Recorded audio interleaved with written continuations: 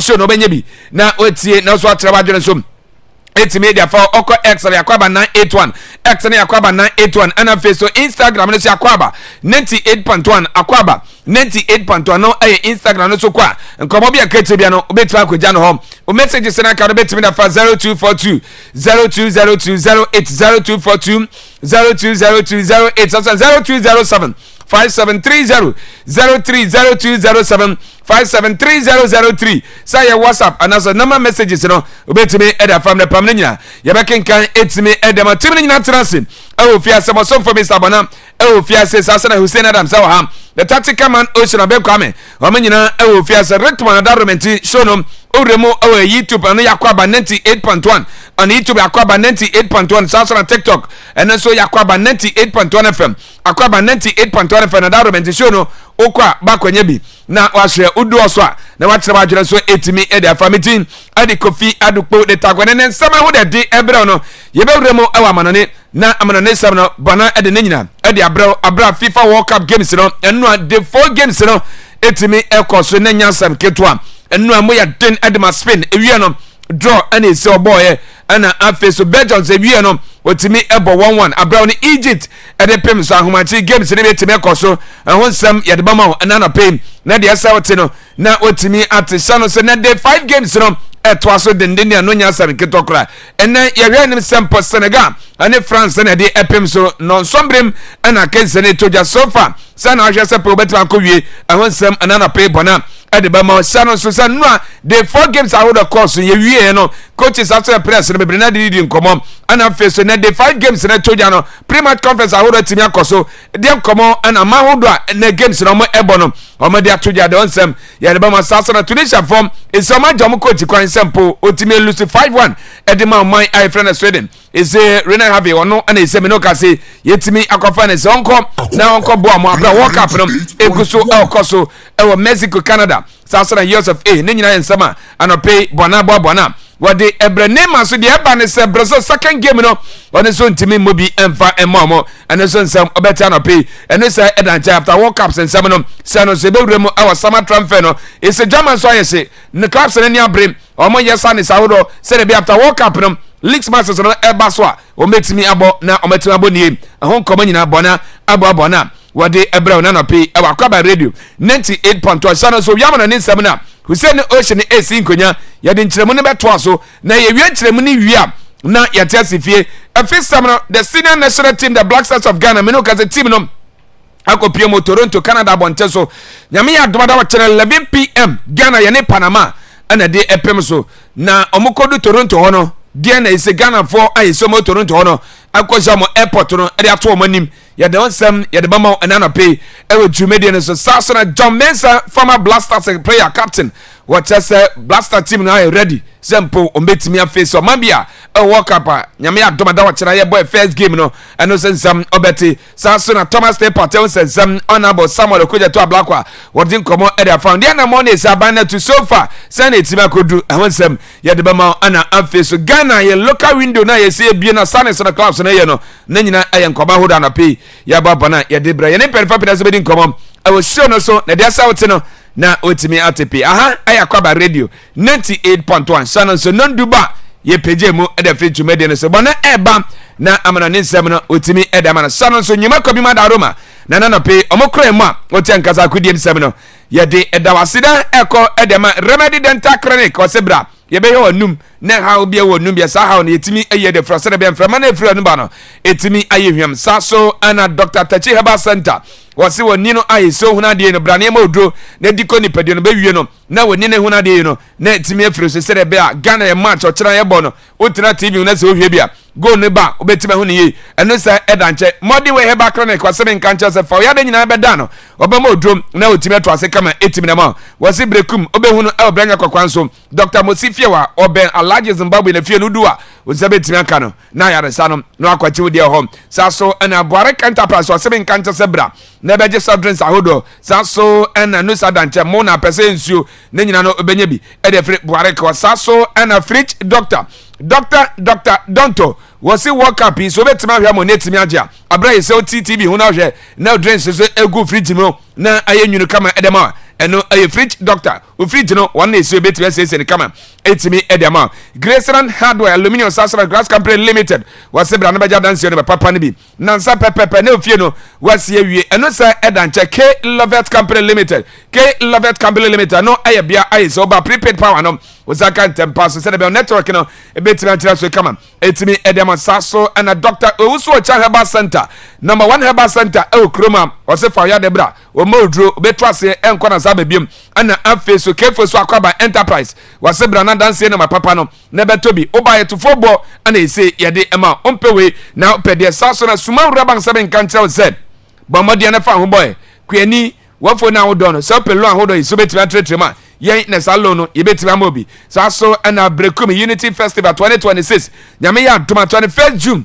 ana ese ebaso ntaka 5 days na ebaso de nenim e brekum spark bomode fa ho shembi otuye ya ebewie no na basketball de ne betimi akọ edema saso na justice funds o sebe nkancha se kroma ya no mama ya kwanya se some funds no yeni hu dwa opebi atoni na kade nyina obetimi anye bi osase na easy buy no so guso ekoso ho enu se edanchen Yasem Herbal Center for seven countries say yakofa Yasem stano etimi na beja so sase na Yasem natural capsules no enu so edro onye bi na so no ma ebetimi abopa Augustine home of curtains carpets sase na furniture for seven countries eba na curtains so curtain post no ana fin konya woro no mattress no na bejo de na koda so saso enu Nsuatrema Community Bank for seven countries zebra yeni we esin konya amasika za ndwa nyina no yeni etimi edi account be na peso bi oba yebetimi bia ni kama etimi edama Adonko next level energy drink izaba onye bi na so no ma ode no obetimi anya nie saso na jobra wasebe nkancha se yen ana ese boho no solar no ana afeso jana no yebetimi tu ni kama etimi edabra ana afeso rem smart dental clinic sebe nkancha zebra yebehwe wanum ne ha obi wanum bia sa ha no etimi ye fro se de be mframa na efri wanum ba no etimi ayehwa kama etimi dama Faith Travel Consult wasebe nkancha za juma pai ewo kata ye de okọ 2 years contract okọ so money sonia renew ano ebesa ye adwuma e de amount ana ve Krabaf 84 Enterprise wasebe nkancha so fie no wasie wie opechana do so bi taki do so bi jaman do so nyina obenye bi ana fe so mo so na apa bomoda do ne kopie mo Krabaf 84 Enterprise ye be jo fe so ammonia won nyina no onse timi akabi e de free yaso ye amanyina kan bi ana no pay wote yankasa akudiem sebno ye di down amana ne sebno aye krado ye kwafa de abra no che wia ye de aka ne beto aza ha aye Akwaaba radio 98.1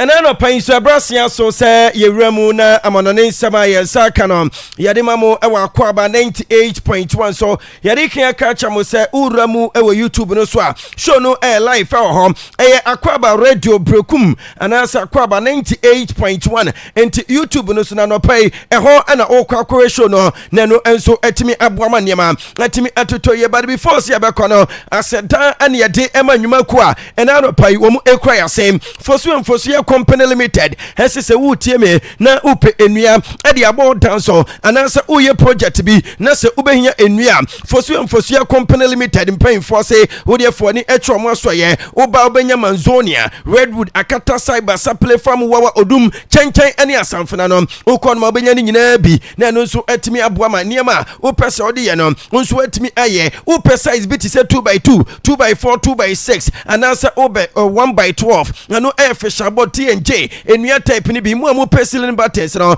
mumfumani enche fosu ya company limited na afa mu konkwaje enua ni bi de ate ani se opedodo na tua ube 025 738 9828 omu wala wakwanyo so Akwaaba lodge chi na uwe Akwaaba lodge nso a de ate ani se rooms no emu efe na emu akono security air tight ewo ho omu spacious car park Samsung restaurant ewo inside omu gym center ehemu supermarket eka ho ba ho nso no ensa no benya nsa no anase ubenya de ano eden ene de ano enya den ewa Akwaaba lodge enti se ya wo na waba kromi na upepa bia beda am wasum adwo na enema akosu ama wa eho na me kanfo ama mo alawa kwanye so watra Akwaaba radio akọ anim kakra bi no praise be om new offices no masi no ni opposite kwana ya gusu kota no faso ko anim uko anim pe Akwaaba lodge ewo ho wo mu ebo adwuma no betimi ne mpanfo adin komo ebia peso ubuku floor no anase ebia woje wote room ni bia ubetimi afrem painfo ewa 054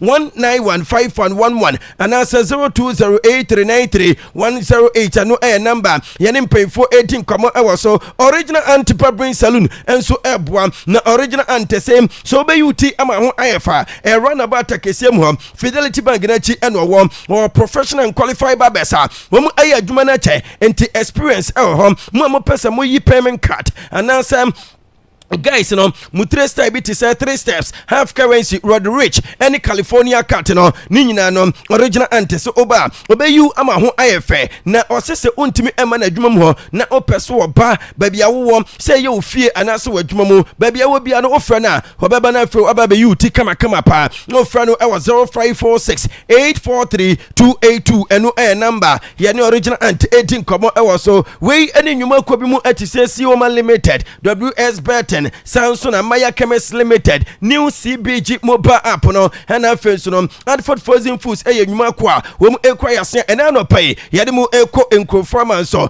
na kofi ya shansam na sedia ne di free the FIFA World Cup egusu a ekoso ewo USA Canada and Mexico na enu group stages games no etimi etwa so ama group H no de ate any say Spain wo mu any Cape minor ebo 0-0 draw Spain the second place team the latest FIFA ranking we Cape Francois wo mu 67 enti enua Cape on way etimi any Spain ebo 0-0 draw na enua boni the Spain for boni nyina possession of 74% and on my any Cape wo mu enso enya 26% Spain minor manage ebo just 27 total shot on my any Cape so no try ebo just 6 na enua Abranton team and Vozinha ono enso 40-year goalkeeper no wono ene still show no ema Cape minor na Abranton de atene se enua ye pon game no etimi make 7 total saves na utimu hu shot na wo blocky inside the penalty box na 6 and 15 recoveries and wonya ya wotimi enya touches no 65 Abranton no and a winning man of the match award na after the game no ye won say Abranton no wo su na na esu no wo su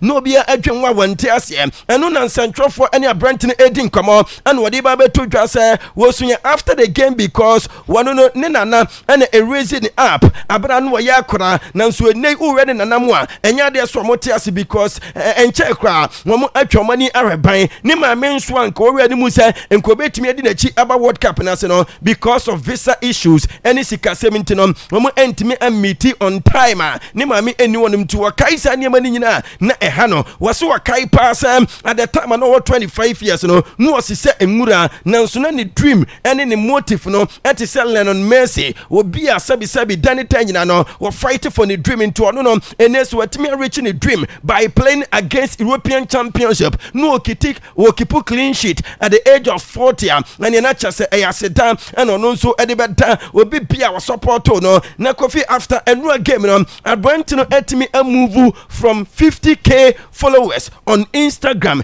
ɛde akɔ 5.3 million followers as at now no aberante fene vozinya no enura yemfama tie for say no ye hero Emma Kevin de minor one really player of the match was making World Cup history as the oldest goalkeeper no enso etimi ekipu clean sheet enti enura de aberante fene vozinya adwuma yie pa Mikel Oyarzabal the first ever player since 1966 to play 30 minutes in FIFA World Cup game without a single touch nature said ne Ankambo no yebo game ne be 30 minutes plus kwa yanima abrante fun Mikel Oyarzabal enu anya de sem throughout that time no ne nan etimi eka ball ni bi na chese ayabakwesem adanum acha yie pa since 1966 abrante fun Lamine Yamal enso amaking ne World Cup debut enu abrada chese wo mu ene Kevin for Ebono na nan injury situation and fitness level ntino eka wo bi na Luis de la Fuente ama abrante ne anstate na so yapon game no abrante fun Lamine Yamal say ne physical condition no bipia ay perfect name Luis de la Fuente and say abrante fun Lamine Yamal any Nico Williams no mu ewo bench ne so no what build the best physical condition at the amuwo into the best physical condition and what person emrante no etimi enya na ohuni say guys ne improve into in their next matches no e be a different story where we no say playing draw against Kevin no e de bia won wontimi kan wan sem bebre because a born is enwura mu a eno mo hit post nyina na say wo mo abo game na wie na akwakoye 0-0 was we a World Cup and World Cup so no a long way to go eno sema Luis de la Fuente wade eto dwa na World Cup we ase de e ma na e wo honom no wo mo ho efe papa wo de bra na anopai bere o ma ya ne tin any Spain wo mo girls before see ba start game na say ye pon game ni kwapu no pictures anu wo mu twitwa e wo stadium anom no e ka bibi e cho say US appointed so emo ho fe e ho no pa enye easy cry especially Spain for emma no we ba kunya wote won matimu say wadwa no kokoso ama niema enso e flash e ho no no na e ka bibi e cho say apart from say enjoy football e US no ye enjoy teams e betimi ama mema ye nyina cha wo de bra na be Cape for emma no one of the smallest countries mo enso our World Cup na say so far they te any say mo population e 500,000 na enra emana no mo enso e watch asem US a wo support to Cape minor na wo ho efe papa na du ba bi kwapo no enigye na after the win no wo de oba YouTube no so a ubenya video ni bi ahwe no asenya pictures ni bi ahwe abayiwa ba Kofi wa hye try chesem uhu no nyina ena uhu ade na ehye na se no ema ne kapant wate ase uhu ni nyina na asane etopa no wo so ede ginani after say Cape from a ball 0-0 draw against Spain no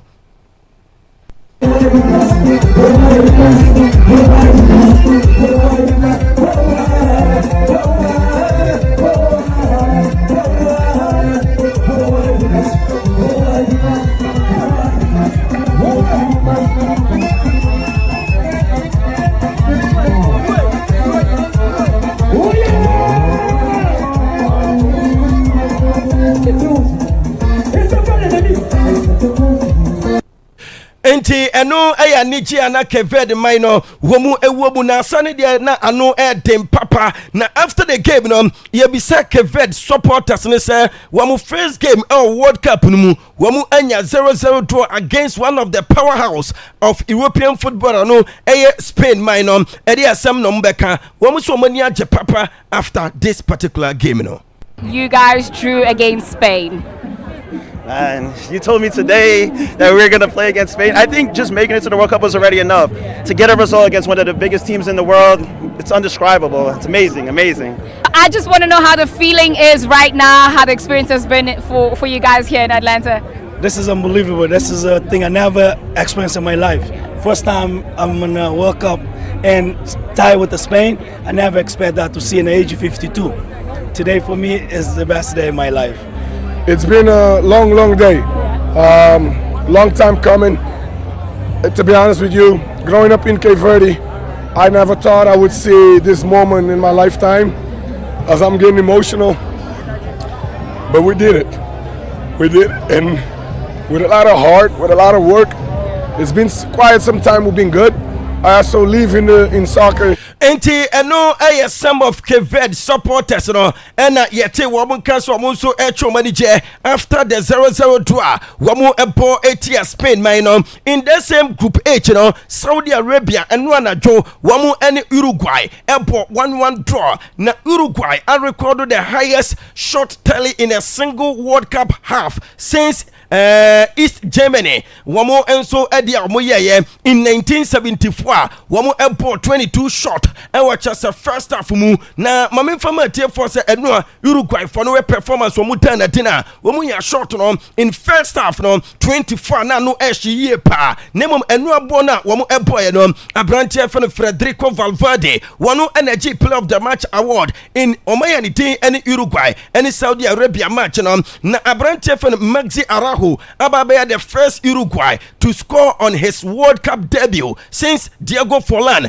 in a game against Senegal in the year 2002. Na cha say Abrante Fano Maximiliano Araujo no and I cha say one so sad nanwa Araujo and say before say Uruguay team no and so Elante and I say womulante ya no mu ewramu e was stadium no there and security for no check womu ye and yankramai womu ehwehwehwe wo and one back simu a na asefimi ye panti e roadside baby krapo and almost stop it timbers na womu san nyamara semino ema Uruguay players any Valverde okogina no ma no mo de nkramanya ye de wo edi aposifo na sojaфo ati no wo mo ehwenhwa ne tro mo ne mpaboam ne bag mu a enu asa check no enso etimi ekoso ansa na Uruguay for no wo mo enya kwanya Euro Stadium manum akwakosi akan uramu ewo group H after Monday 1 ewo sa group no obia ewo 1 point say there Uruguay for any dey kan wo mo ewo 1 point Saudi Arabia etoso mienu 1 point Spain etoso miensan omunso 1 point and a Cape Verde etoso enaya wobi ekwa 1 point uko group G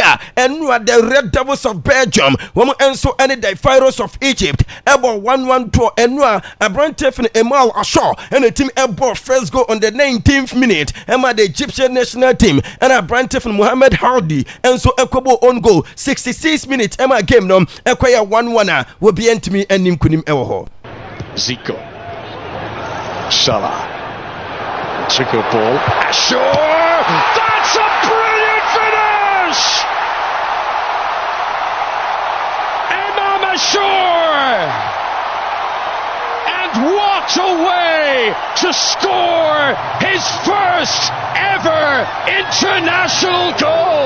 Yes, enti Ednu Apprentice in Imam Ashur enya ne debut goal our World Cup mu ne first international goal for the Egyptian national team na Apprentice in Mohamed Salah and assisted no Mohamed Salah enso enya 3 goals contributions in the last 3 World Cups one also etimi akọ yebeka ya 2018 World Cup no the anisem Apprentice enya goal ewo honom na yebeka ya 2018 corona no wasan ebo no modern ebo chese go 8 years Saudi Arabia into a go 8 years Russia in 2018 no 2018 corona no when you go enso 8 years Saudi Arabia and then when you assist at the Red Devils of Belgium into our the last 3 games awapo in the FIFA World Cup na Brighton enso etimi anya 3 goals contributions e wonoma enu na in birthday wasia ba be the first African player on record to register a FIFA World Cup goals involvement on their birthday since 1966. Nachas apprentice and Mohamed Salah and who are 34th birthday no, and so Ababeya Bakwasem Mohamed Andi Ababeya, the second Egyptian player in the history to score an own goal at the World Cup following Ahmed Fati Nidiene Esiye in 2018 Russia upon so in their game against the Russian national team. Na Kofi Kaya Kano near Kaya force Egypt for girls no so papa Odiabra YouTube no so Akwaaba 98.1 on YouTube no so one girls no Kofi we niema nanke dem sen kwamo de aya nkom be katomo kakra nanso enkofoi wamo case yo mobile no Kofi hwe abai we ya woda so awaji Mohamed Salah jersey number 10 uchase wakura Egypt for flag no we niema guna chinkuru anya de a esoso bro so nanso timu se ekoyie pante na no pai Odiabra YouTube no so na onso behwe bi Akwaaba 98.1 so far ukosa group no ma memfama tie for se game back so sign call so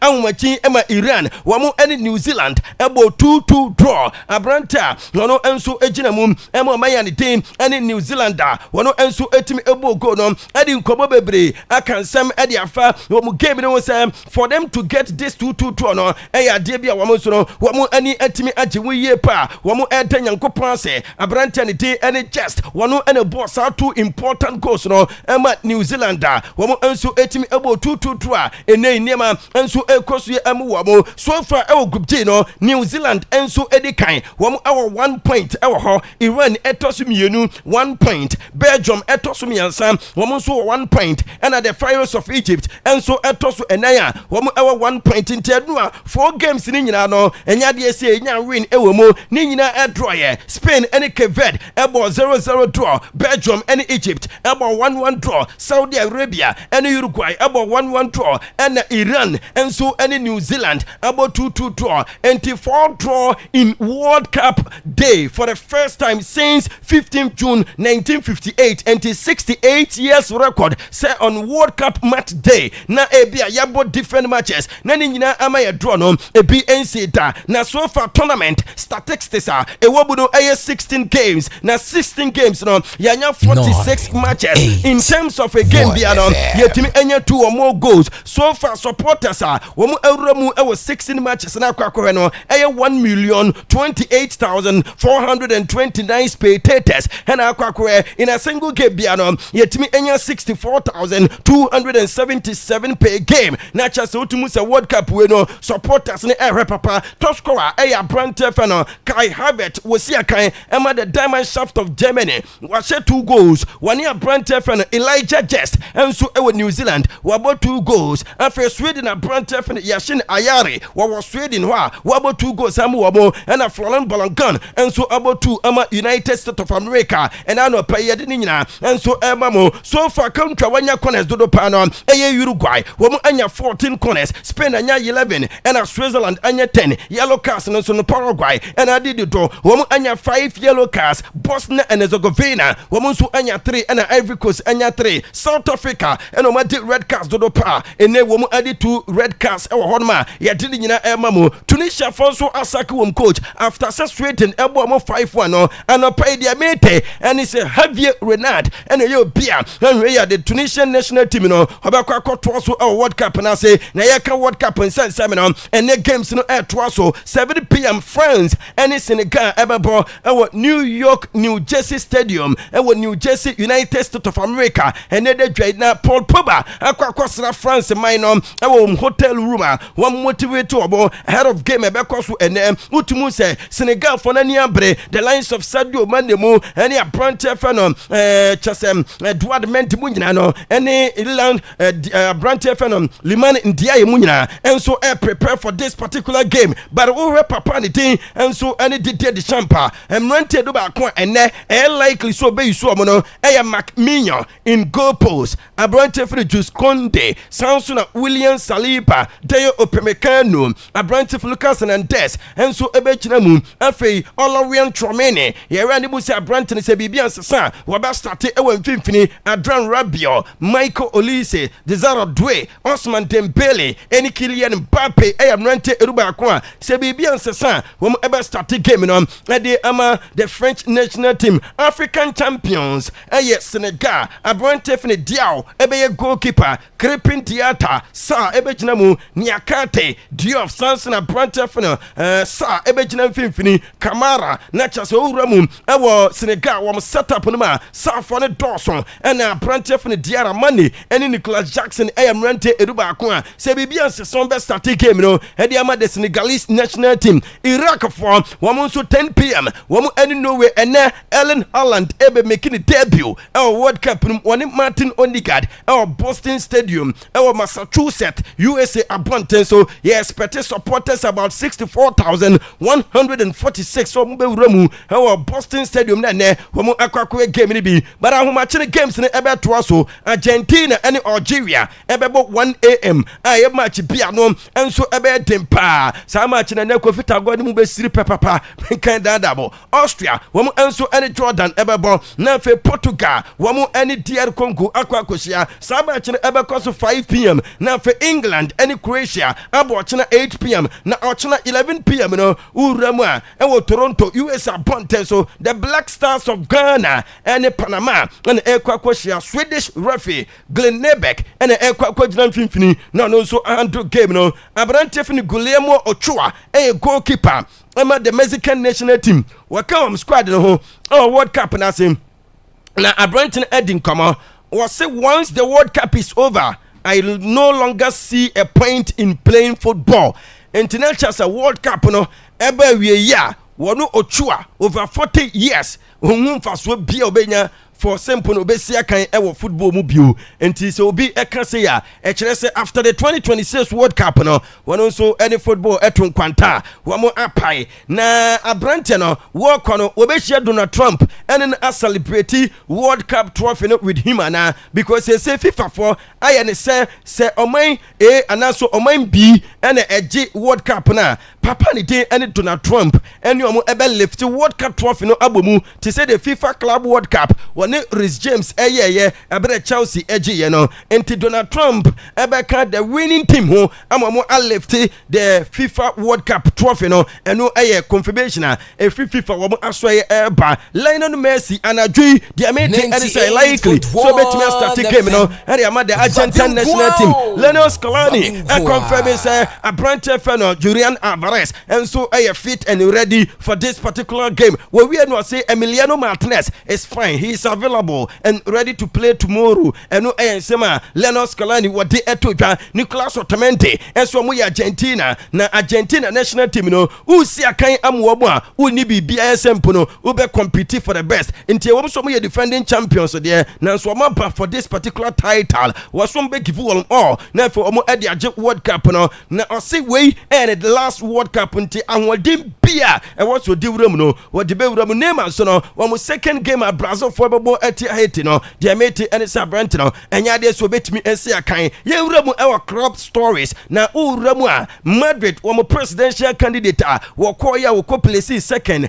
after Papa Efeno Florentino Press no Enrique Rukwemi sana ya say na wa chance any Arsenal coach Mikel Arteta edi nkomo esie senka wo win presidential elections na enka wo de Mikel Arteta ebeba abobo kwefene Madrid Chelsea for Euromu wo mu sese abrante fene kukura ya ekode a ene Madrid abrante fene Alvaro Carreras player wo mu enya boy na wo mu ebeto no wonim se Madrid team no planning to blink a creative midfielder enu ana no play ebeto mu se sa creative midfielder no Enzo Fernandez enti ene Madrid for no very serious and player Madrid completed the signing of 16-year-old Ghanaian winger abrante fene Clifford Nana enti Clifford Nana wafi La Masia ababe piemu Madrid wamonso academy num yes 2023 na wosi akan ema Barcelona wamo youth team na no La Masia no Gana ni abrante Clifford Nana wadi mfie dunsia wasane ede ama Real Madrid team no Nico Pass enso akache Arsenal for se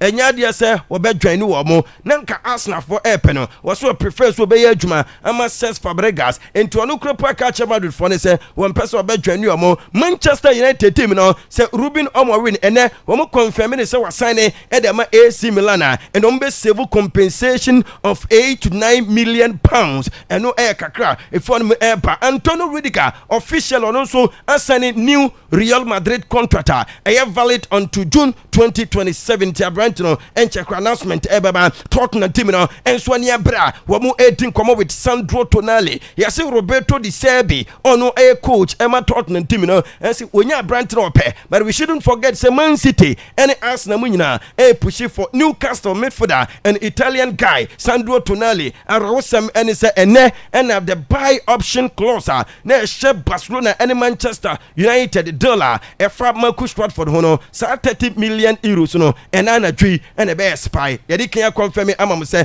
enya de se Barca for no ebetua sika no e de afa Abrante no and ana pay ha and ebebema kwan na fe yedi enseminasi na kofita go e de abedwafo e de akabia enso atoa so amamu ene anopay. Okay. I am a son for me. Nkase amanonisem wadi esi usin eba na watenase na watimi edine dia ma wawia dia aka no ya beto aso ahase ha Akwaaba radio 98.1 channel so ya live YouTube ni Akwaaba 98.1 YouTube ni Akwaaba 98.1 ko se show no ba kwenye bi na wahwe ana face ko TikTok no so eno so Akwaaba 98.1 FM Akwaaba 98.1 FM no TikTok no so ko ya live for ho obenya show ni bi na wahwe no so akere wadwene so etimi ede afante YouTube na browse see na videos out as na pictures ahodo ene we see ede eba abrahi so ba kire na adwene no obenya ne nyina bi ahwe na afiso na ho kire wadwe ba kire adwene o ka me bufu za wa ba ka se be kire wadwe bia no na we see ede ne dia ba da wi mema obumfu right mema obumfu ntu ka se be kire na adwene na bufu asa o pa kire se mama obumfu fra oda fa kire konkro ne fro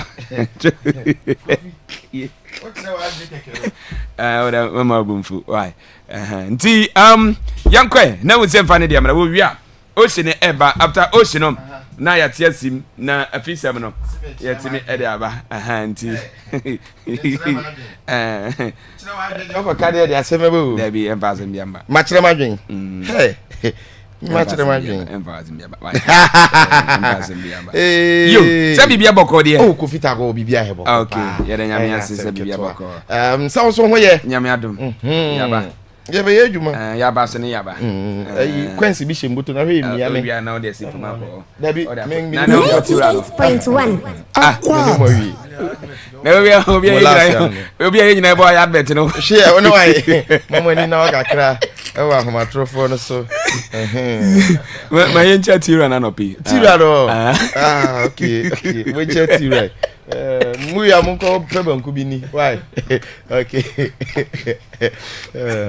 aso mu ko pebanku bi ni albeti de tira ne ka tira nse ni wa na ka beneza o se akra ne be ya an masabo na ni so fine ese bia ndi o ya oma okay yo any ma yenti o ma yenti mu da we live on Facebook ana yo we ya plan YouTube Akwaaba 90.1 eti obi amra ho na omra mehwe ya share so de atu ya na gasa personal page ntuba ubehu me so me twefa Hussein 98.1 e wo me am TikTok ho so ntu so ko ho aso a ubenya bia hwe na bibia etimi aye kama covid sesi Tunisia for Oma confirm heavy Renard officially enti enei after Sabri Lamuchi sa coach no Kofi ohun epamo no Oma for heavy Renard of course 5-1 and oje in the first match against Sweden. In fact, say me catch no man san tu. Omo mo enti omo hu say the ade na ye no. So omo amma coach na nko a. Say they starting with friendly games in the ade no.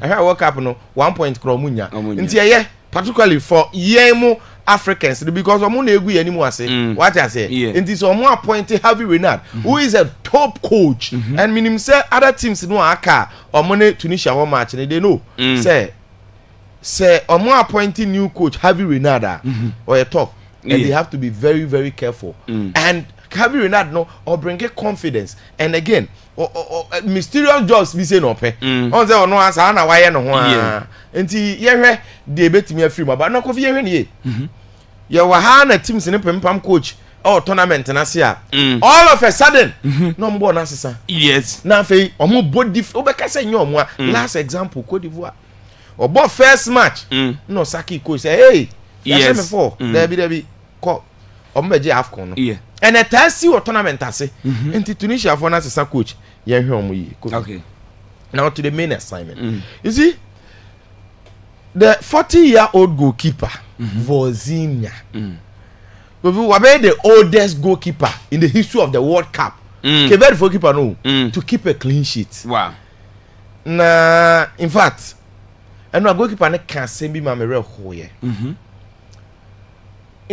After 7 quality saves, he prevented an XG of more than 2 ball wa na according to chances near there except turn at them no na we say bru 2 and so he kept clean sheet and yes he's trending everybody is talking about him about division 2 Chavez Portugal division 2 but then some so na here na so ama na oti ni suo a o kan ne grandparents o mo na tete no o ma wu na asem no bibia anya me ya sa asem a o kan say na nko benya nioma na no ye wiase nyina ebo na baso no kofi ne maame wo ho enso so maame America for deny ne maame visa America for we o ma deny ne maame visa kofi player pa de na o de ne maame ko hwebo keke de security threat pantia o ma deny ne maame visa America for more we was here the World Cup ne ma mo nura me say ye den kraman na esechi Uruguay obi okobo match me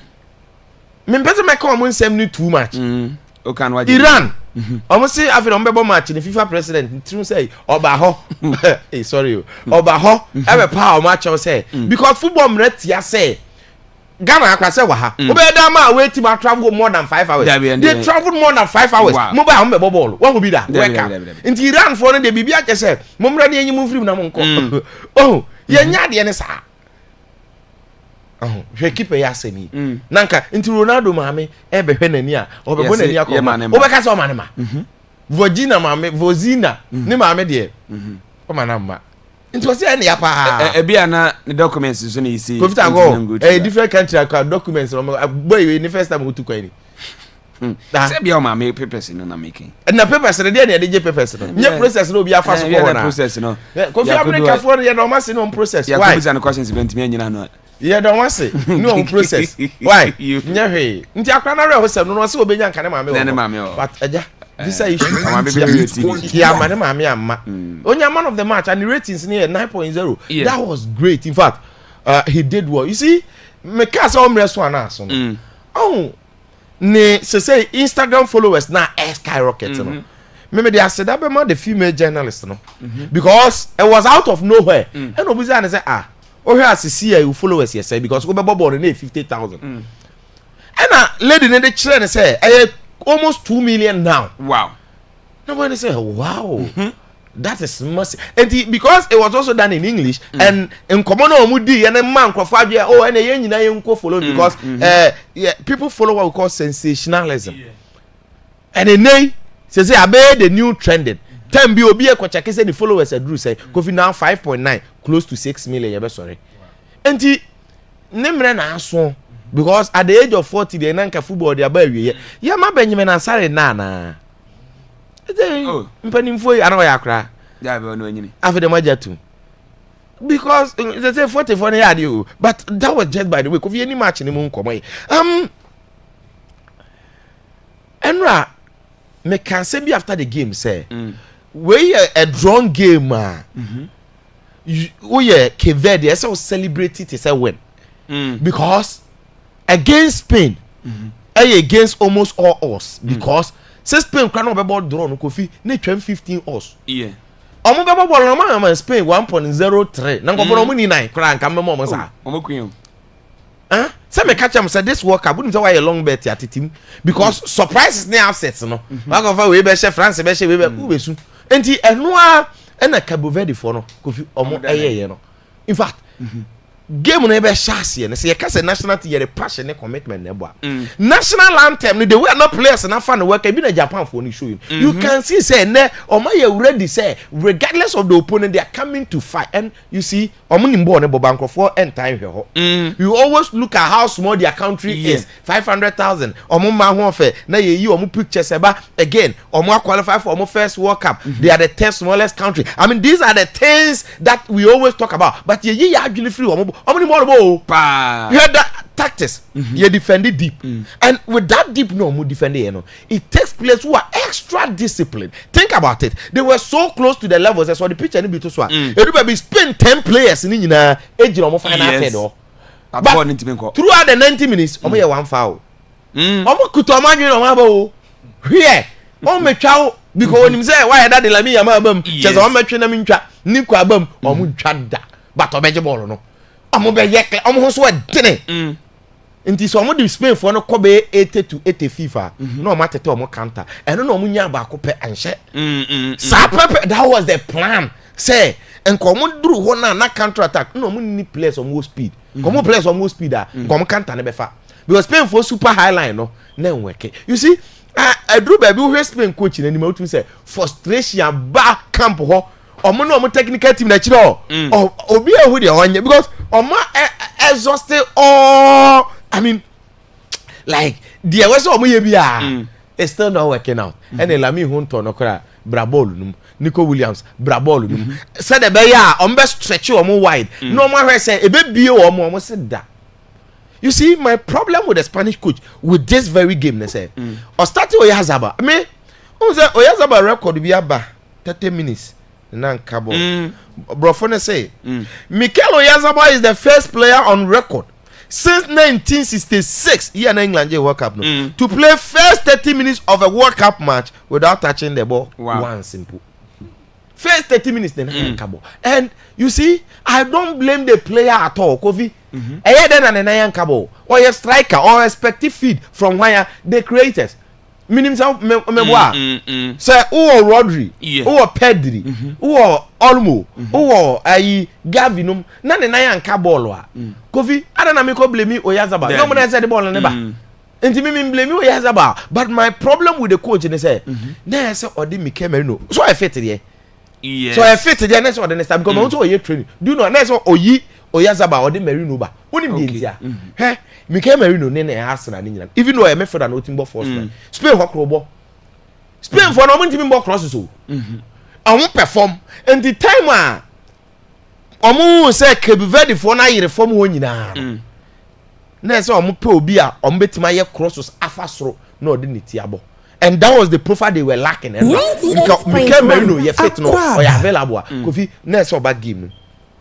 I be boss rule no. Because regardless of the players that you brought, no, or when you have person among the ball not to form. Kofone say hey ha. We don't do that. We don't do that here. Now, what does this mean? It means our group now is very, very interesting because the same group. Say we be our 1 point because Saudi Arabia so Uruguay a draw no na make say the Cape Verde for no is a good chance and say against him beat say Saudi Arabia there obetima for so last minute when you 1 goal when you 4 points shim ukọ enti omo 2 games for money ma so omo nya miraculous win back could be pair anything na me dey ma with the bottom line say they are good because Spain for now omo ba World Cup na say no. We know they are the European best team. And and to think about it, so much will be our Euro, but we're teaming in a whole year about draw. Confidence be no for the subsequent games. And so one winner. Man for Spain. The first one to man winning chess or money because opponent be our confaso and map strategy be facing Nipebia. And they are not going to meet the likes of Saudi Arabia and Uruguay. I expect some the way Cabo Verde played. but yen nyina yen him say that Spanish football no Barcelona like football be a first no mo tiki taka no say opponent in City deep are so frustrating to open them up, particularly when they decide say they will never come up no matter what.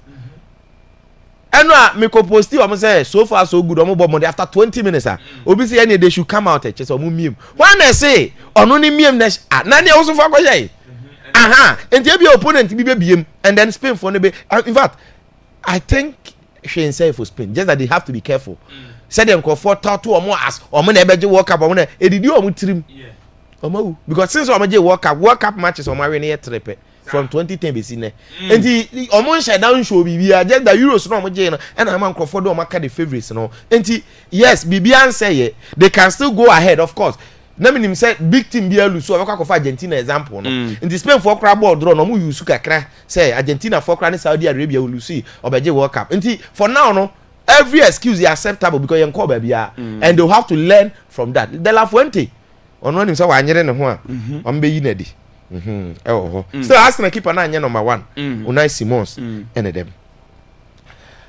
obi France and Senegal but before then me hwe Belgium and Egypt Kofi Egypt for no one of the teams that I'm enjoy mundi some the kakacho I know said the spine is there spine then the main players no Mohamed Salah Imam Shaw Shanawi goalkeeper no and Mamouche and no ma ade atia no ne other players aka ho Mamouche go Imam Shaw go no nefe powerful na Lukaku be for so ya ni say Lukaku na share say na yanka but regardless Omateka ongo 1-1 I think say Egypt for now some sort of hopes. I'm only hoping say Africa for the way o ma share ball na say no Kofi. Omo dey say G anani and yedene. Edi be wie and be a lot of the African teams 10 no. In fact, you bet me for so be 6 to 7 and make it out of the group stage to the round of 32. And if only they continue with this.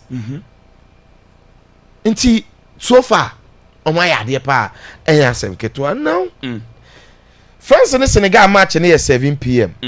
Kofi, time ni shey pa because 7 there you bring a very good match fit for the goals. Now my France team no and my share Senegal team ni pa. Of course, yen nyina yenim say game wey kai ade ba ko pe the 2002 Japan Korea World Cup. France coming in as the defending champions. Kofi Saada no. No money Senegal be bono.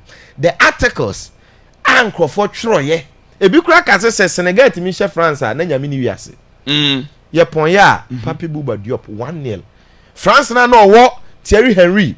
France na wo Patrick Vieira. France na wo Joe Caif. France na no wo Vicente Lizarazu, Emmanuel Petit, omo wo Desailly, omo wo Lebioff, de ne wo ye adwuma wo ESPN no. Omo wo Lilian Thuram, omo wo Fabien Barthez no. Senegal show omo 1-0. Enti enei Senegal for no, in fact there is no better feeling dey be asemaka. So be show Colonial Masters. Colonial Masters. Omo ye oboneda, nti shi omo afani nyina shem. Tiene France for no, the same story. In fact Ghana yes ye na Colonial Masters. England wo match. Enti e se ni nyina no, etimi hye yabufuo na ye de ko game. 98.1. My France team ni dey. Of course we know what Senegal are going to bring. Because yenim say Makacha say in the AFCON finals, in fact the AFCON tournament no, I was consistent say Senegal had a better team than Morocco. And I expect Senegal to show the same fighting spirit, the same team spirit, the same mental again their coach Moraviana. The boy misfire about Cote d'Ivoire. But then the coach Papi Gay, our coach Senegal. He's good. Say calf man affecting or work up now. No. Oh you good and kasa. And he almost a very good coach who reads the game and I want build a very solid team. So and Maminya GDO was Senegal we say they will show a very good account and then no France a lot of people are my favorites. Now I want to say this, people should pay attention. There is one thing of all the players now France won. A bit me am free World Cup and it is the same thing and a bit magic World Cup. The number one thing a bit mama France every World Cup it is the same thing a bit magic balance. Oh, okay. Players no omu wo bi. In fact, ene France attack nko it is likely na no team na Cote d'Ivoire show mo no. Obo Olise. Michael Olise o. Kylian Mbappe. Ousmane Dembele Ballon d'Or. Desiree Doué. 4 players will attack. Na mfini na yes slam. Ene Cheki Marcus Thuram Magnus Akli Nkrano omunyam. And it is not about filling your attackers world class no, but so much to be finding balance. No, my front line no cry 3 pair. They'll be good to go to win the World Cup. Okay. But if they rely so much on the attack without thinking about the balance, because could not even start here. Oh, it is one we should the team here. Of course, Mike Mayo is going to be imposed. Media. Opamecano so start here. Oh, it is one who says Saliba ne wine ebo one fine ye. Of course, Juice Koundé number 2. The Basa one number 3. Tio Hernandez no. Okay. Enti say who how be hye ni team no. No wanya brofo no de friend balance. Che say team ne baby ahoɔden abam no obi atimi ba akire ye, obi atimi defend ye. Ese kile Mbappe je atimi so be take. Ono na be kan, nyu obi a na share no. Enti so mo be ba akire be defend ye, but mo gina ni mo wa, mo ni be bomb because again, and the game ne proper litmus test. Ya de betu nso ni ma hwe say ebeda ne yellow and ebeda ne blue litmus paper. Coffee and red because Senegal for no. Oh my god. Ene mfifire bete France no. Mfifire bete France no. Keeper here Edouard Mendy. Creeping the atta work Afcon final no yare ye no. Oso no nim the aye no. Who yan say like ontimi nya no ho hwe. O kai kwan fa so free Afcon final no. Omo twa no hu hia osu the atta be bo 3. Malik El Hadji Diouf. Obebo number on bebo 2, the other bebo 3. On bebo 3, the other bebo 2. El Hadji Diouf onimbo obo kuta bo na oyade. But on fe ne din defend nyesa ne ho na kwan da. Niakite Lyon player no. One Koulibaly ne bebo hwe. Nyesa asemo Koulibaly. Now Lamine Camara. In fact, omo midfield no. So when Lamine Camara, onimbo obo too much. Afcon ase. O bi e fili no Monaco. In fact, one Abrante ne de Papi Gay. Papi Gay ne ko she ni go a. Omo se wakopia Akimi no. E ko fa ntokwa ne bai no. Papi Gay. Okay, header bi no. Yes. And sakwa no omo be bo short na hye no. O gina mfini. Eman Ndiaye. Eman Ndiaye buy na penalty say Saibari and so buy ono team bay. That team be ma hu say or Everton.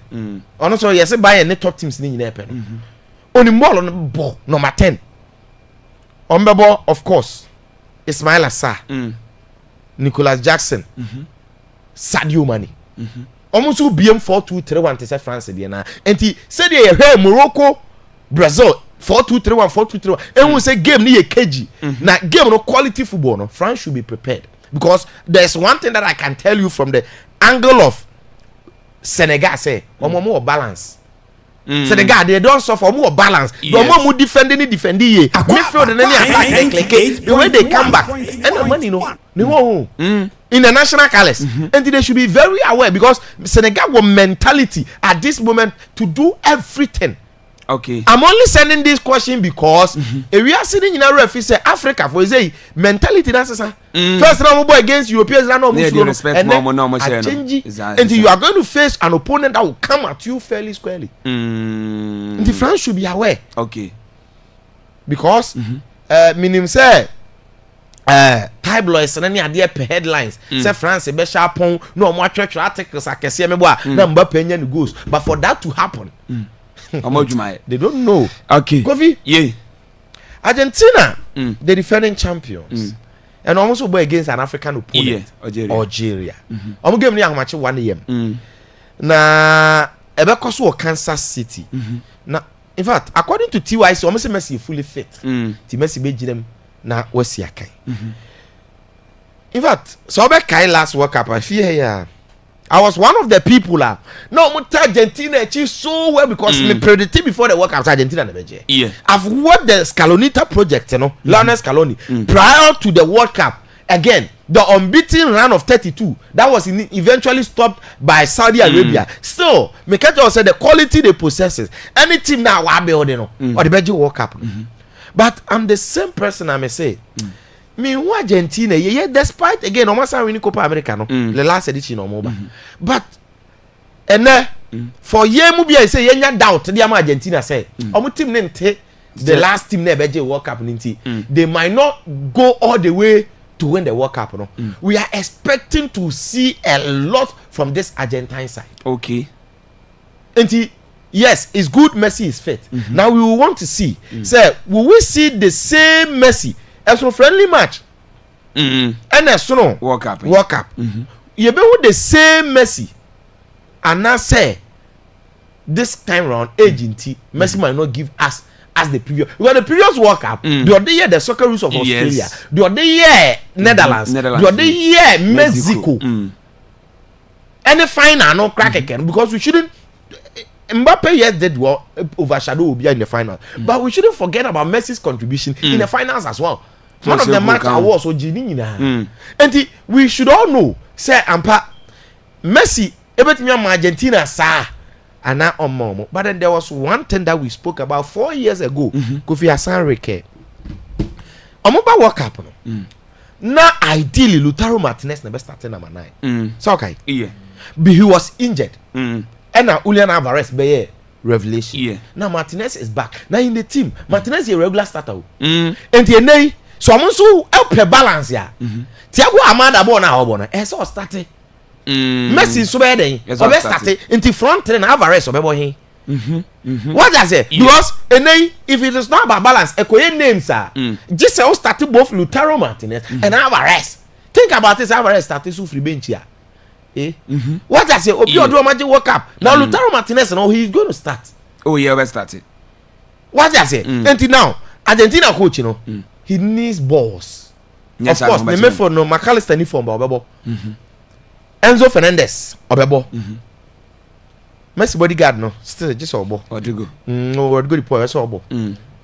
Now I was looking at Omo defense, no, Argentina defense, no. Keep an eye just Obo. Because Molina, Christian Romero, Otamendi, Medina, no, me sure so me defend it. Said the last edition no more dem aye no. This tournament so I was say goalkeeper Dibu Martinez, Esamba big. No be energy man. Kofi Argentina will have to set the back and based on Nyoma Makam who say there were a lot of doubts about the way they are going to set up and everything. But I'll not sleep.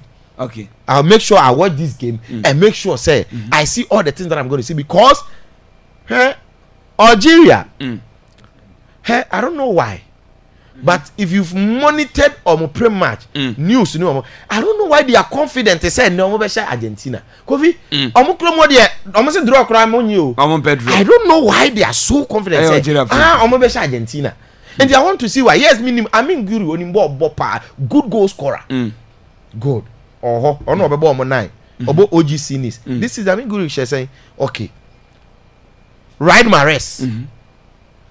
Abrantia ni dia de Man City player never say Matthews there. Ryan 19 Norway. Yeah. And yes, omo players ni bia ye nim omo de but omo be sha na omo nhye no. Said omo a wogidie no we are going to watch. But then I'll watch Argentina more to see. Ko be na Haaland no mo bo. Hala ni Iraq. Kofi no way for no je omo kwaje omo ni World Cup na say so omo nzo omo nko bobolo omo kan kire yo because the way omo si akwa enjoy what tournament na say Iraq for omo say Iraq for hunye hu nye bomb Odegaard Haaland jira wono opoma ball na solo Iraq say bomb na do koso mama he omo likely starting lineup na me hwe dey say GD wo mu Kofi because when it has me bias Haaland Neyland goalkeeper Ryanson of course Dortmund obo achire Christophe Aja hey we regular starter of Brentford into more players Wolf a Wolverhampton player no David Wolf Odegaard Sanderberg Fulham Frederick Osnes unbobo to Medford Bisakura man or Benfica Solot Haaland Antonio Nusa so Leipzig Bobo said your Monday na nti ko fita go omo bi omo Haaland mo be sha akode for no yo yeah that say eno we say that so that to just Haaland akode for no o medi o me say enkunim o de dey si Osin eba na enochi no wetimi ede ne dia ma wo wia na ya toa so ede frifie na fisem yetimi ede toa so ha Ayakwaba radio 98.1 channel so your live oh YouTube no Yakwaba 98.1 on YouTube Yakwaba 98.1 ana face over TikTok no so eno so Yakwaba 98.1 FM Akwaba 98.1 FM aho nyina ba show no your live obenye bi no ahwe oduwa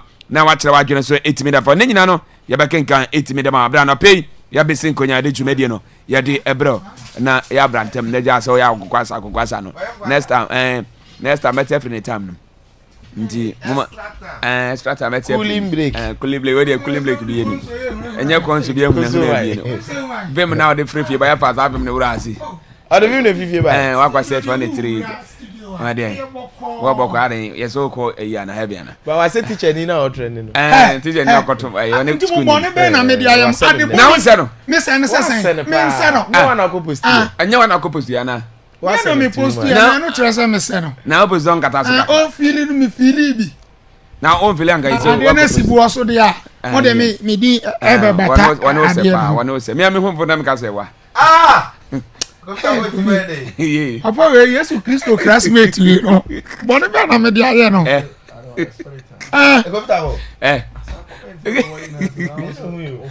O se na me ya bako de. Wa be na obi sase wi aboko. Wi aboko. Uje hu. Wi aboko. Sa, ene ko he ni yeri fanse no bra. Ade ni mu ya. Reche so hu ye. Reche hu ye. Ah one hu one hu. Na we wure hwa ni hu. Reche ye me say. This be biensi ho. So oda ho bo me. Oh no oda o. Say waji 3 rooms. Waji 3 rooms. So we say that we see the same container. Aji mansion ho. And mansion ho we see the same container. Ayasem. Oh go be. Ayasem. It is so good. Ye for Ghana Education Service for you say statement I say. There's almost a teacher in our day. Now I then now you want to na dia no ye. Yenti we. Akra dia akra boni masa. Position da akra to the teacher be dey ye pa o. Teacher o mta yo. Because na unze ya na ka obi e be bo matcha. Ne ho eden. Teacher ntimi peja ba ya. Davi. Teacher dey mo jam no. Asembe. Mo eden tu. Ba Kofi. I say we crack can say. Okay, radio so dey condemn. But you Kofi ayen tu nkra no so. 70 years akra asata obey no. But teachers who ngu me TikTok now. Opeja na tade say oyi net no. Obi pedophile, obi awi akra onyanya 18 wa munchi oshin. I'm talking about the performance. And the football. And ye art no, yem pese yem ko why. Yem T the support why. You ba beto. Why? You ba beto. Akula na wie. Fana yi a. 17 years. Sa Akofi emra 70 with media na sorry 17 almost 16 po 16 mo ya so na no mo kan Tofika lolo mo fa constitution na sa emra no mo kan na no for there enchi obo yenti for 10 years in amawale o da bi no say di wasi I know no ya you ya di wasi yes back we ware ye classmate I see one na say back we ware ye classmate no fe ye fe get no madina sa ye nyina ye nyam bi omo say omo ma na nyini and this never no madina nyi yanko alaji aboka alaji aboka yanko but obi dey bi say ba no ayo hu say wunye bi so menu yina ya wo ngara makoto bi mu na na o ka say ye din komo bi say na ayo hu so wo fele wo hwe yi a wo hu Kofi emu atene ebo da yanko da ase bebre Kofi ye ma yen tie for obi ajo so eno 4 games eto fam na surprisingly all the 4 games ni nyina ye draw eni nyina e draw na Kofi I see once in the history of the FIFA World Cup 1930 yes 1930 no say match day 4 games e course eni nyina and in a drawn way state. Now in 1958 68 years ago I was Sweden for now omo hosting 1958 World Cup no omo competition e course 58 no go vi 15 June 1958 Sweden and Wales ebo goalless Yugoslavia and Paraguay ebo 3-3 me set records straight to England and Austria ebo 2-2 and Northern Ireland any Germany nso bo 2-2 nti yem put no on record na yen set bi bia straight e ha na Kofi among all the results I thought from no the most shocking results of the day I Cabo Verde the from Cape Verde no the rare pronunciation of Portuguese language Cabo Verde okay amoni La Roya Spain ebo goalless draw na Kofi match we there nyame no kre nyina ye BBC ye because before the game nobody gave Cabo Verde for a chance sa draw po metimenya bi me po me in either half to win in the half na go for me ade akosi bo so now Kofi say o de nsem gu nkrata so na Kofi o keka niam bo nti bi free ma obia ni ho a Kofi no obeji edi say Cabo Verde for benya draw because so share before the game Cabo Verde for at 67th position on the FIFA ranking and Spain at 7th. In the Tasu said there is no way no better than Cabo Verde for not to Spain about quality about pedigree be our football mo players untim enye mismatch into more or less David and Goliath affair. Yes. Spain for between almost 65 places on the FIFA rankings. You get a point. But Kofi Enra drawn out Cabo Verde nyaye no. It was a historic day for them. And after the game, Krano Besha, our president and his excellency Jose Maria Neves. Echo boys in the whole dressing room. Echo mom, huge congratulations. Say my idea because Mattia my name why it go. We a debutant. The amount of teams or more World Cup ni be that or Mabakusemu. Afe no mo ba bebobi. Now, the entire this results means a lot to the entire Cabo Verde minor to the level that Mampanyini etu ne nine ebechia mo ene say. Cabo Verde minor dey small country. In fact, omuye archipelago island. Now, we are located off the coast of West Africa. Now, Tagomo population grown through 1 million. We are approximately 550,000. Now, Portugal for our great ties. We are a duplicate of Portugal because during the 15th century, they were being colonized, discovered by the Portuguese. Yeah. They were discovered by the Portuguese in 1460. 560 years ago, and Portugal for discover Cabo Verde for them. And almost started colonizing in 1462.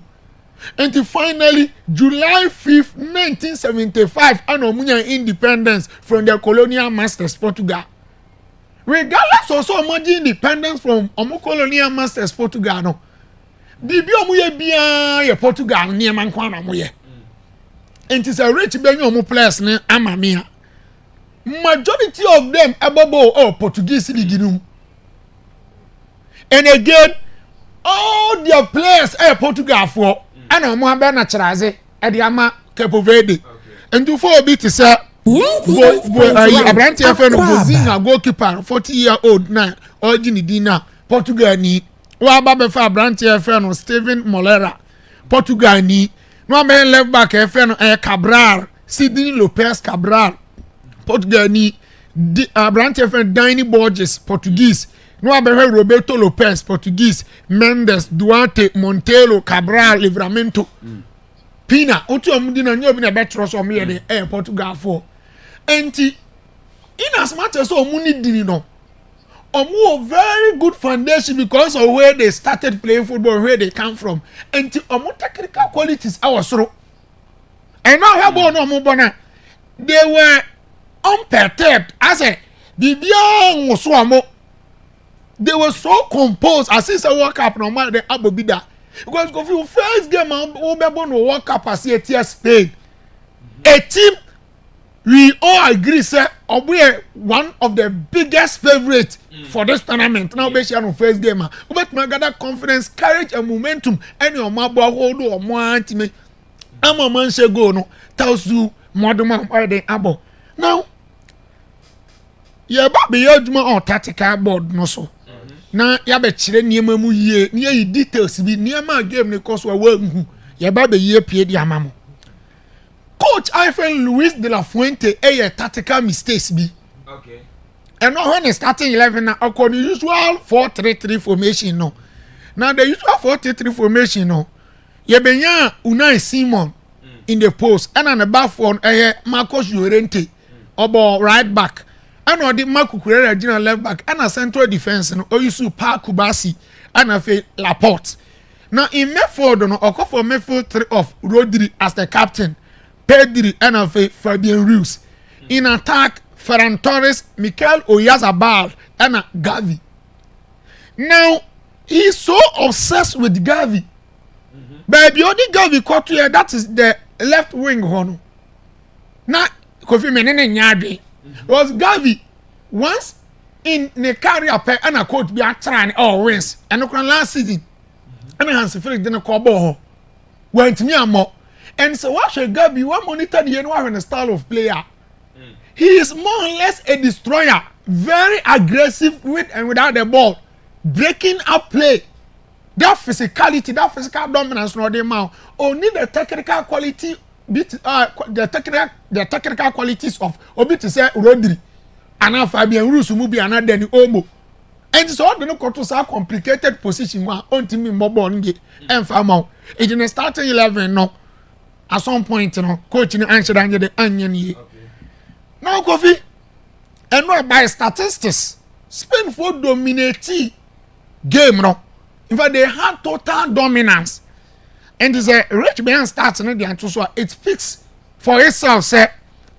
Spain enya 74% of possession against 26 total shot Spain ball 27 Cabo Verde ball 6 shot on target Spain enya 7 Cabo Verde enya 1 touches in the opposition ball Spain enya 51 Cabo Verde enya only 6 big chances Spain enya only 2 passes accurate passes Spain enya 734 and Cabo Verde enya only 205 the test to have Spain for dominating play but Govi Spain for in as much as some dominating game no a possessive ball no do pass it do no Govi now a romance without penetration romance without penetration among the adiana na ho sa ball mun tun fa ball no ye dey en shame amun tun fa ball no ye dey oh now we 3 year Govi na sa wadwena wode kan amun tun fa ball no en sha atena num what you say amun tun fa ball no wura po num ntina a romance without penetration ayo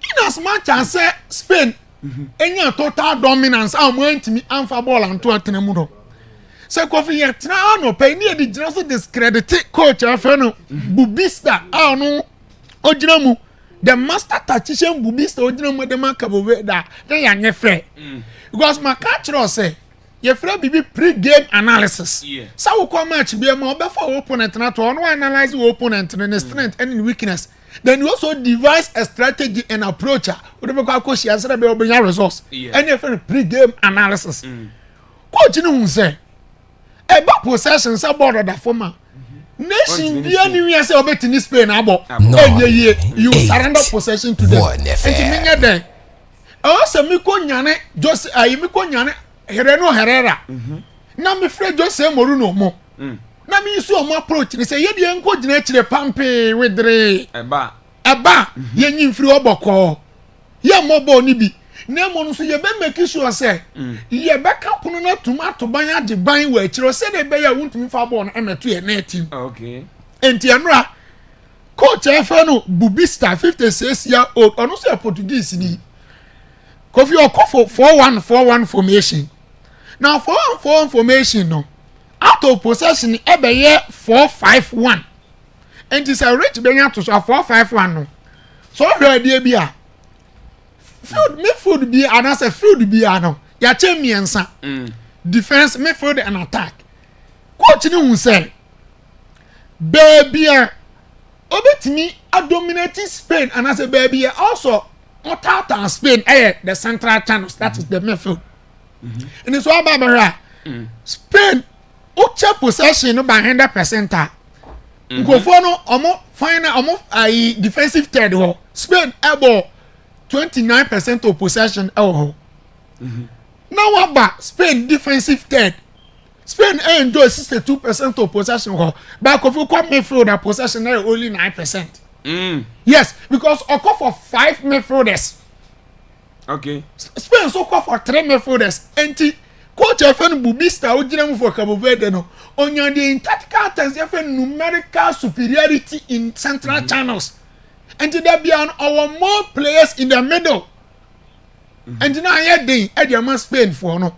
You get a point. Now, so what tactical board is so? Coach FN de la Fuente echo for 3 triangles. The similar approach as compared to Luis Enrique the system no. And when Spain there with the baller because omo possess the ball be from the back into no. Rodri ababa ka Abrante friend Laporte and Kubasi forming triangle ewe chiros omo ye build up. Then over Myanmar Kukriana Pedro and Gavi forming another triangle on the left side. No over beyond right side ho. Fabian Ruiz, Ferran Torres and Marcos Llorente forming another triangle on the right side. Then you have Mikel Oyarzabal roaming occupy Cabo Verde for almost center back. You get a point?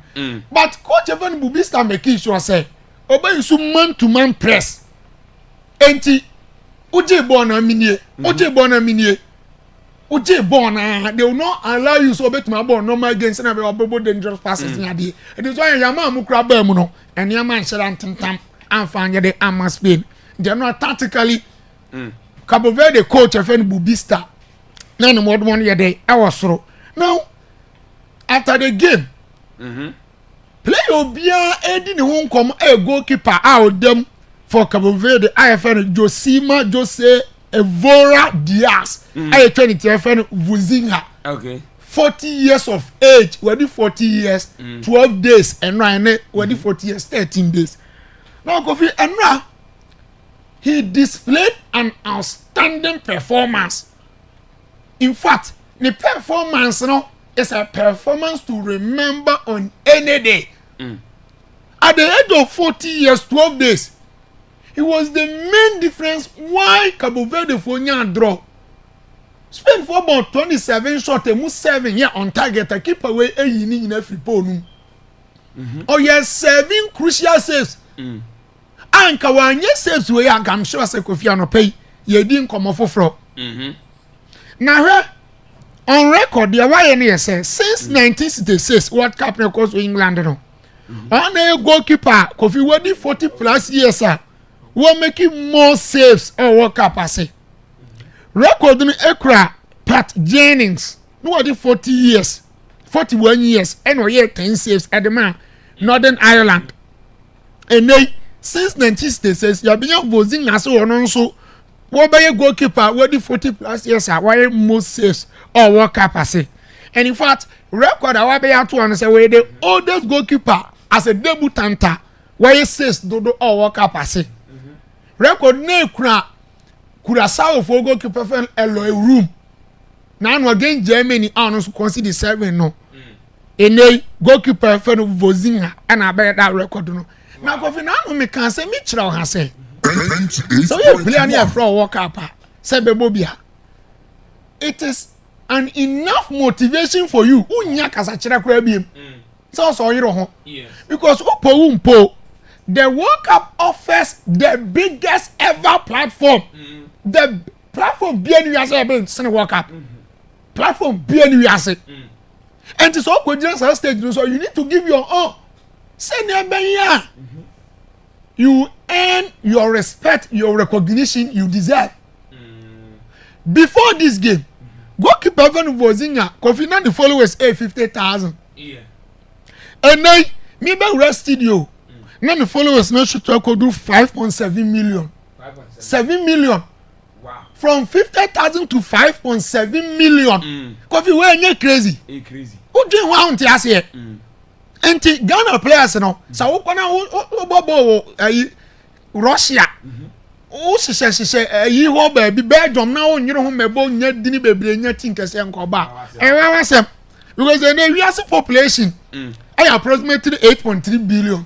And then what about being the back over 5.7 million say they omu follower. Recognition when you know about the career mo who be that. I started the career mo who be that until close to Cabo Verde for no if you idea. Yes, one resource on so no Ukraine coffee many G Iran.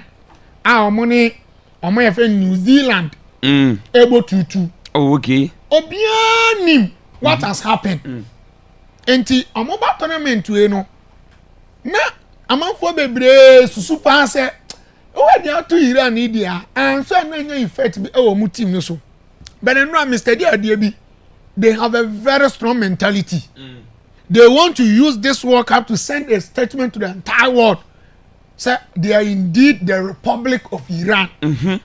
Coming down twice from go down. New Zealand share first goal and I'm take her and New Zealand sunshine Iran sign day take her. You get a point. But they make sure say they are not going to lose their first game because they know what this World Cup means for them. You get a point because of the AC.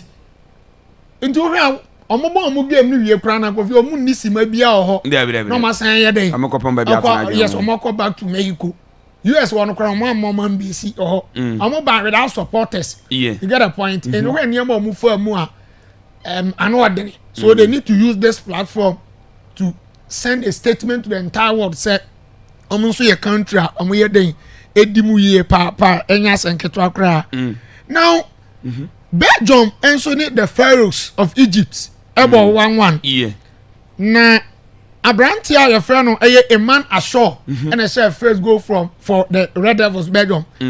Sorry, the Pharaohs. Now share baby Abrantia need that powerful strike na. I know what then. I mean my said that guy a man ashore no. I'm highly confident say after this tournament obenya team kesi abo Europe. Na so onya so boy lale susu na onko Europe preko kofi oni bobo pa too much wait a typical boss to boss midfielder bo no won so den nya sanketwa obase sisire Hussein ko hwe no Ivory Coast ba na waka na asema Hussein di na ni head akọ no physical say oba ya no e bo na baso oni bo papa pa nya sanketwa ena on goal from Abrante Feni Hani. We should credit Romelu Lukaku. Even though goal no ball na nkan no 9 but how Kofi are fighting for ball no of finding a way through two Egyptian center backs. Abrante Ayefeno. Abrante and the any Fati, Hamdi Fati, any Ibrahim Yasseh ultimate can for Devils.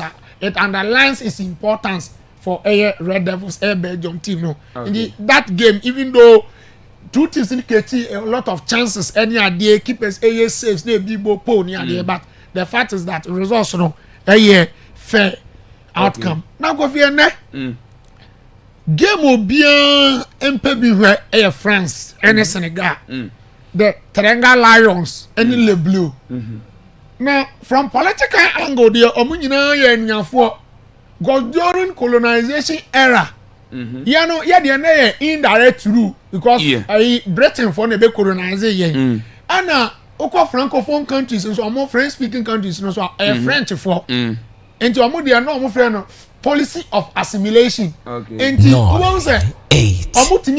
deputy prime minister from French deputy of chambers onu ginam Edema Senegal e France ho any idea until now yana I say omo makwan ni ade ma omo medu omo so du ni ade nti omo ye nuafo na omo de besi ani okay.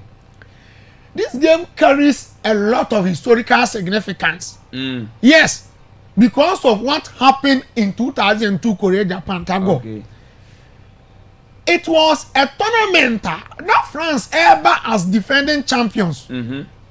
Not Senegal so as debutant. You can say debutant first time and you coffee for be your debutant on more World Cup da. I Akwaaba World Cup on the first game against defending champions no. Why they bet me a Senegal chance or bet me a France. Even though that tournament in 2002 France for ebe launch a poor defense campaign and me who be na World Cup as it. So be the World Cup but the following edition was say the enemy who be that. France and winning match oh. No mo ko. One shot go. Wow. One shot go Korea Japan 2002. Until almost started game and Chebiana Branch FN Buba Diouf. First goal at the man Senegal.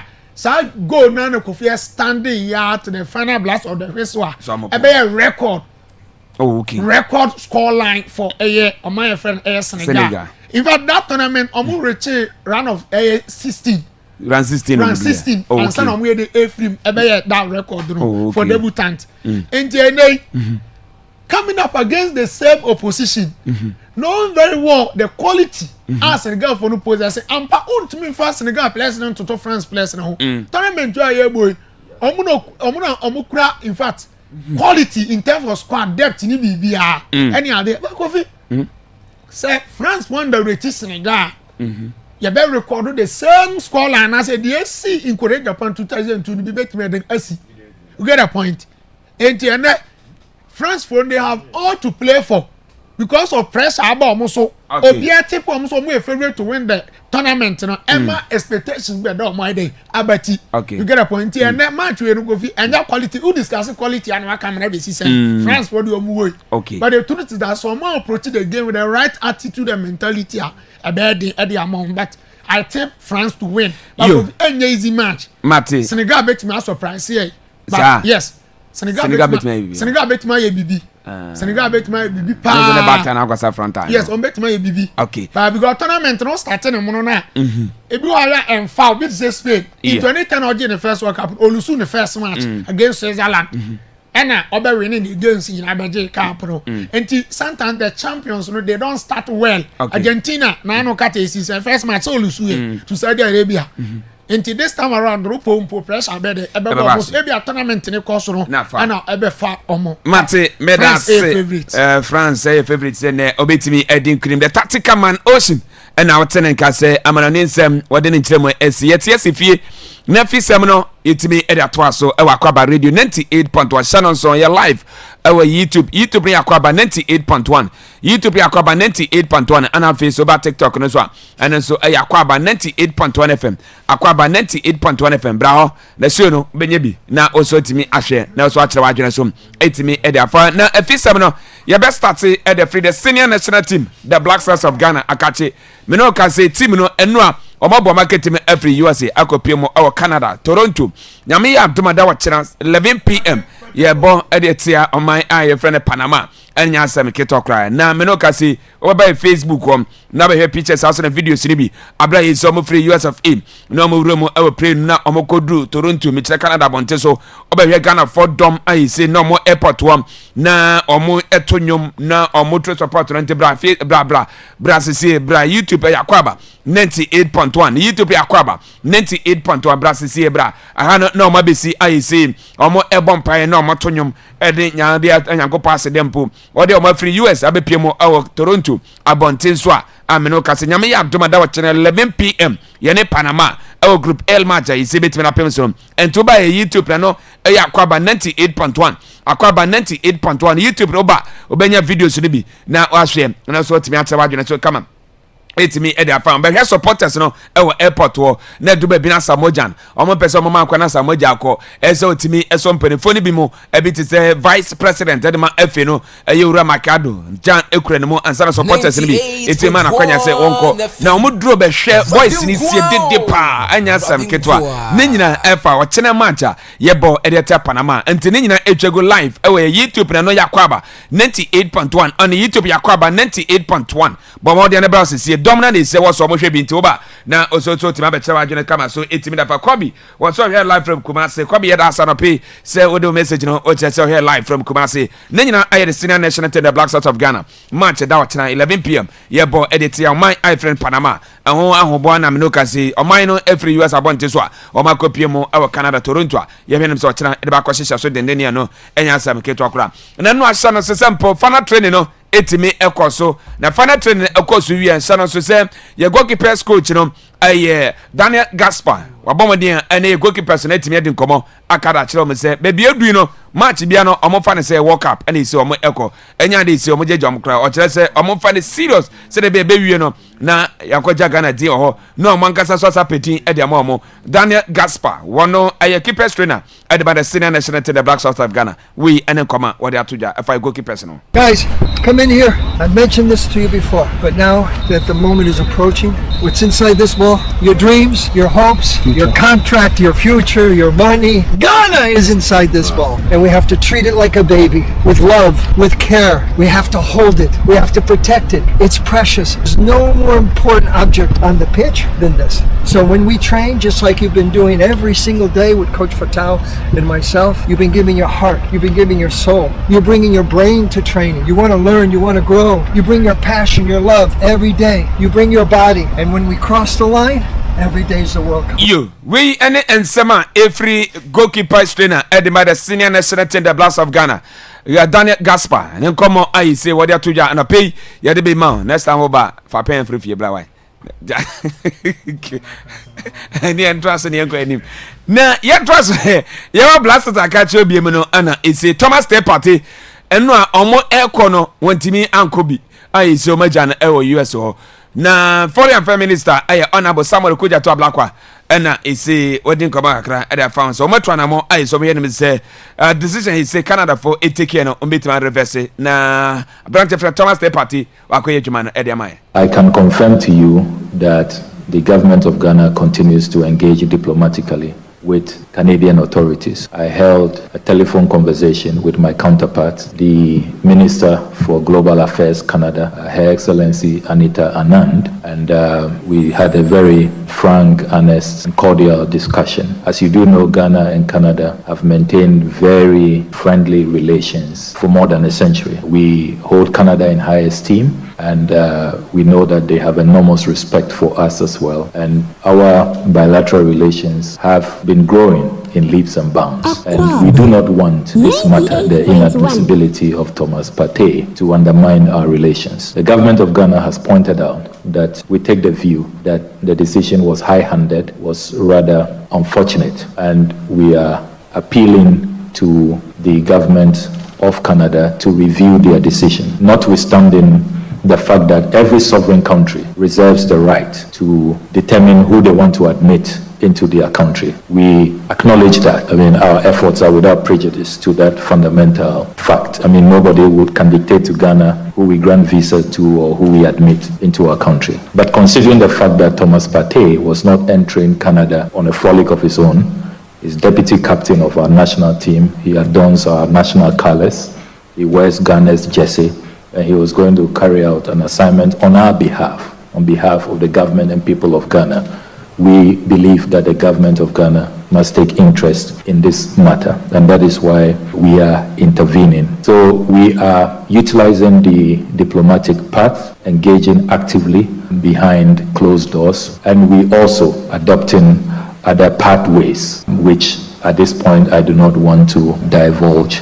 So what I can say is that all strategies are being explored and pursued very actively. In particular, we are leveraging our very cordial diplomatic ties with Canada, and we believe that the ongoing negotiations should produce positive outcomes. We know that we are racing against time before the match. We believe that looking at the nature of the engagements, the frequency, the high-level engagements that are going on, we hopefully should have a positive outcome. You, we and some foreign prime minister, honorable Samuel Kuja to Ablakwa and Kwama, where the Atuja and Anopi Yedibi Mount, our Akwaaba radio 98.1 channel, so Ghana ko piemo our court, Anopi about 9 a.m. No my aye friend Canada Bontiswa. Yebehwe na yensema yadakodan court so hwe na wonke bi mai na party tabona isi Canada for ade ato so na omatimi aye the friend so tere be ochina yebetimi anya no na Ghana versus Panama no otima kobobi edama na sports minister honorable Idi Kofi Adams what say the Canada for ye no odi omo ya papa so omatimi etu na mobisa what say ye court ene na ewe me say court betimi atia asem dia mai. This is not a matter that we had left just hanging there. We're not going to abandon Thomas because he is our deputy captain of the senior national team. He has played very well for this country over the years. He took part in virtually every qualifiers, and so we're not going to abandon him at this moment, and we will be with him. So all diplomatic channels are being used to make sure that this matter is dealt with. We are also not just staying with the diplomatic channels. We are using other means to make sure that the rights of Thomas Partey, and by extension Ghana, to be fully represented by its best is not stopped by any means or by any other person. Of the fact that you don't conclude that somebody is guilty even before a court of competent jurisdiction pronounce the person guilty, and on the basis of mere accusation and charge enough to stop someone not just from entering your country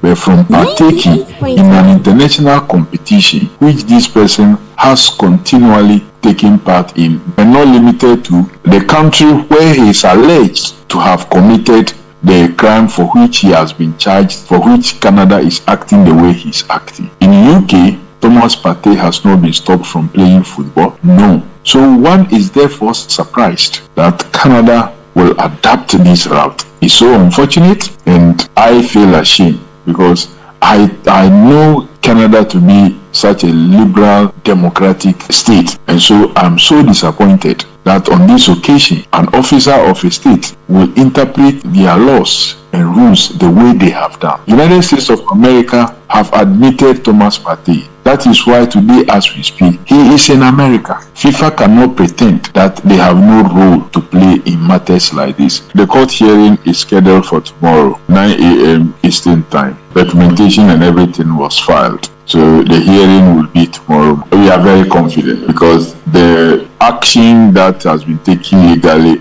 is on 3 fronts. Asking for a review, asking for a certain restricted entry, and then also asking for a new application, completely new consideration. But let me assure Ghanaians that the camp is very lively, the camp is very ready, the team is very ready. Thomas Partey himself is in good spirit. He is ready to play once given the opportunity to enter. Yo, we and Sema every sports minister Honorable Idi Kofi Adams that catch eba na tomorrow no can refer to ene and pay say 9 o'clock a.m.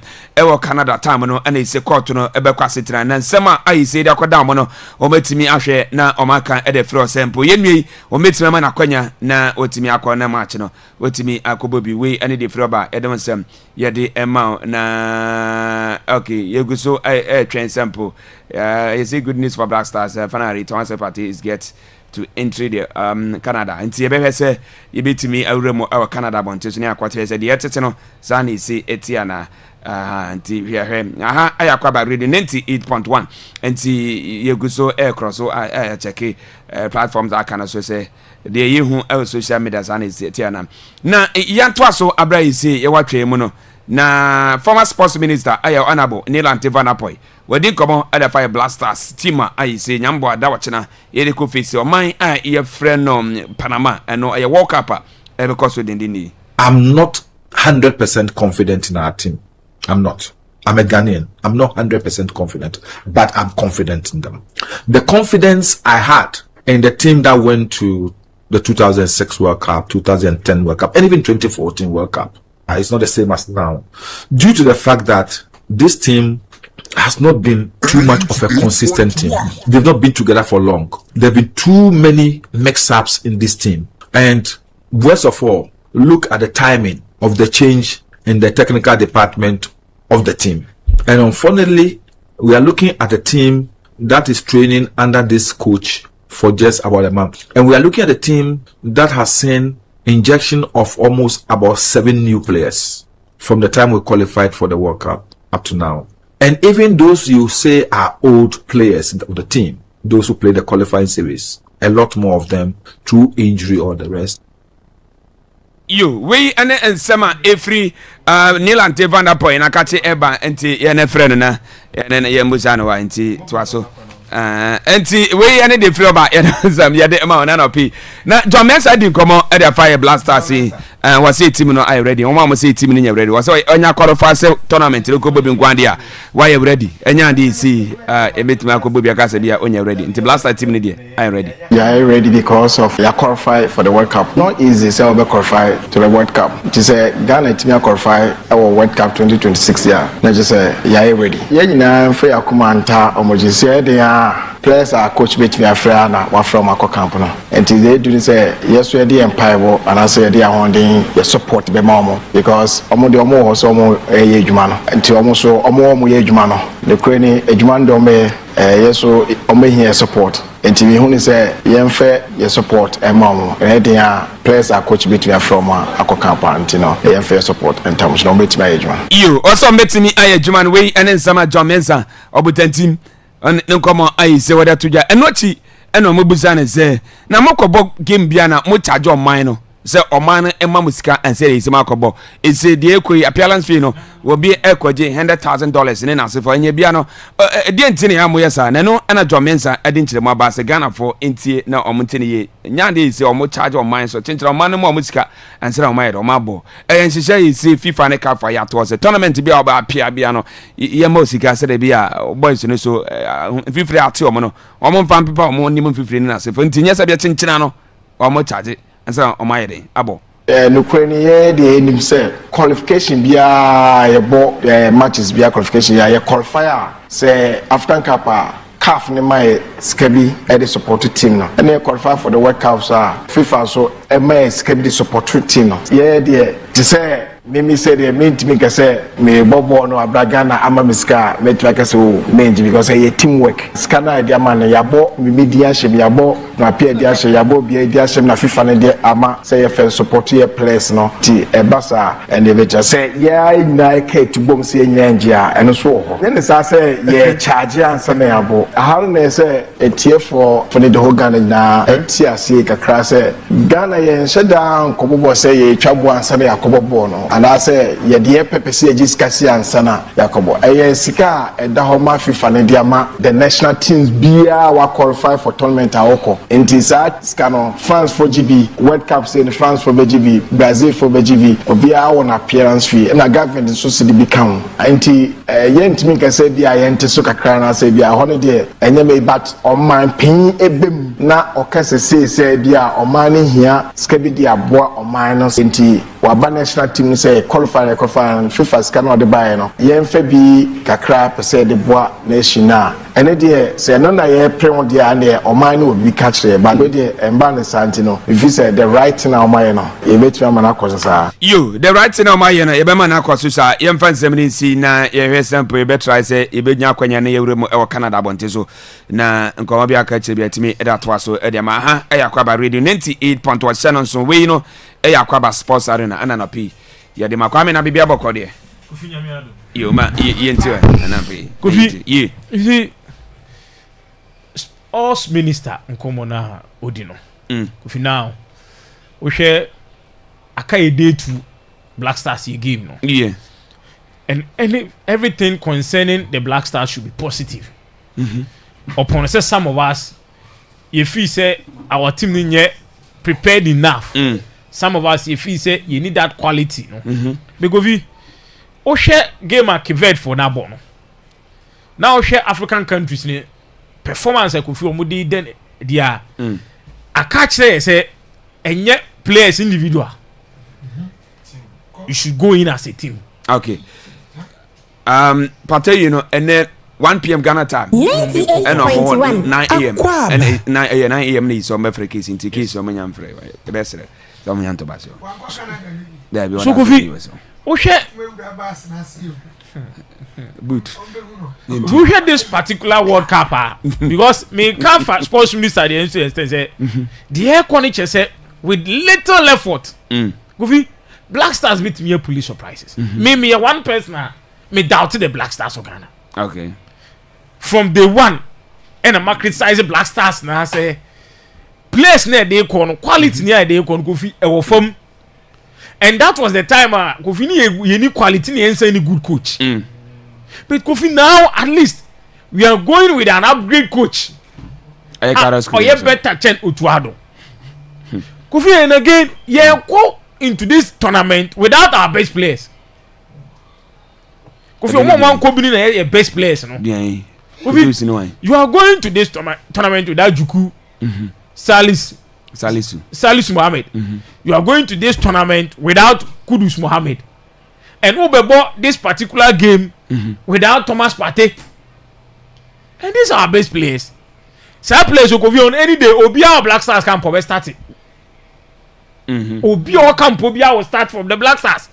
So 4 key players are every team. It shows one lose very key players team. So now the echo of this tournament aside this will be lose key players no with hard work, teamwork, discipline. Kofi you be to me akọ any teams now competing. And then now share Kevin for game now. Kofi it was about discipline. Kevin no money anything bro Spain for you. Because a tactical discipline. It got to a time now have pressure now back Kevin for no Kofi now omo no ejina because of that discipline, tactical discipline. No omo ball to instructions. That was the time Kevin for who said now we are fighting for the nation. Nti be do no ye nyina ye say then all attacking game ye kwa ye nyina ye kwa ye ba be defend ya ye nyina ba be defend. And then the mentality of teams na free say quality na equity other teams no money no then you match them with that mentality. Okay. And this particular World Cup Africans in the game no mentality. And now look at Egypt in Belgium. Over Egypt Belgium. The World Cup no. The man no be ya adwene say World Cup and all the time na ubenya too much quality. Oh Argentina squad no the J20 22 no. They're wearing the best of squads. Yes. But the exceptional players are in for Messi. Now NBA. And Di Maria mo. Di Maria, yes. Yeah, Messi, and Di Maria. Juro Alvarez. Alvarez could be 2020. Yes, no, and our midfielder. And a beer, and matches. What is na Romero on Atalanta no ba Tottenham. What I say, the mentality and the courage. Kofi be bia du no ye betim ne Panama. Quebec for na kire say, "O betim ne team bia bo." That mentality na Quebec for na to kire no. Quebec for na ka kire say, "O betim ne team bia bo." You see, Morocco ne Brazil dey go fi, o dey no ba ma enye because Morocco at the 7th in world. Brazil at the 6th. Yeah. So the difference no one team go fi, o be ka say per the world ranking no eye kitwa bi. But o hear the distance are Quebec. Any Spain there na Quebec for na ka say with the little effort abe put no obetimi team bia about this particular World Cup. Quebec dey players Ghana players yo. Nti na make sure o man ka say even say only quality na a tactical discipline. Make use of the little players you have. Kofi ma coach the tactics in here then enya adwuma players need should play according to instruction.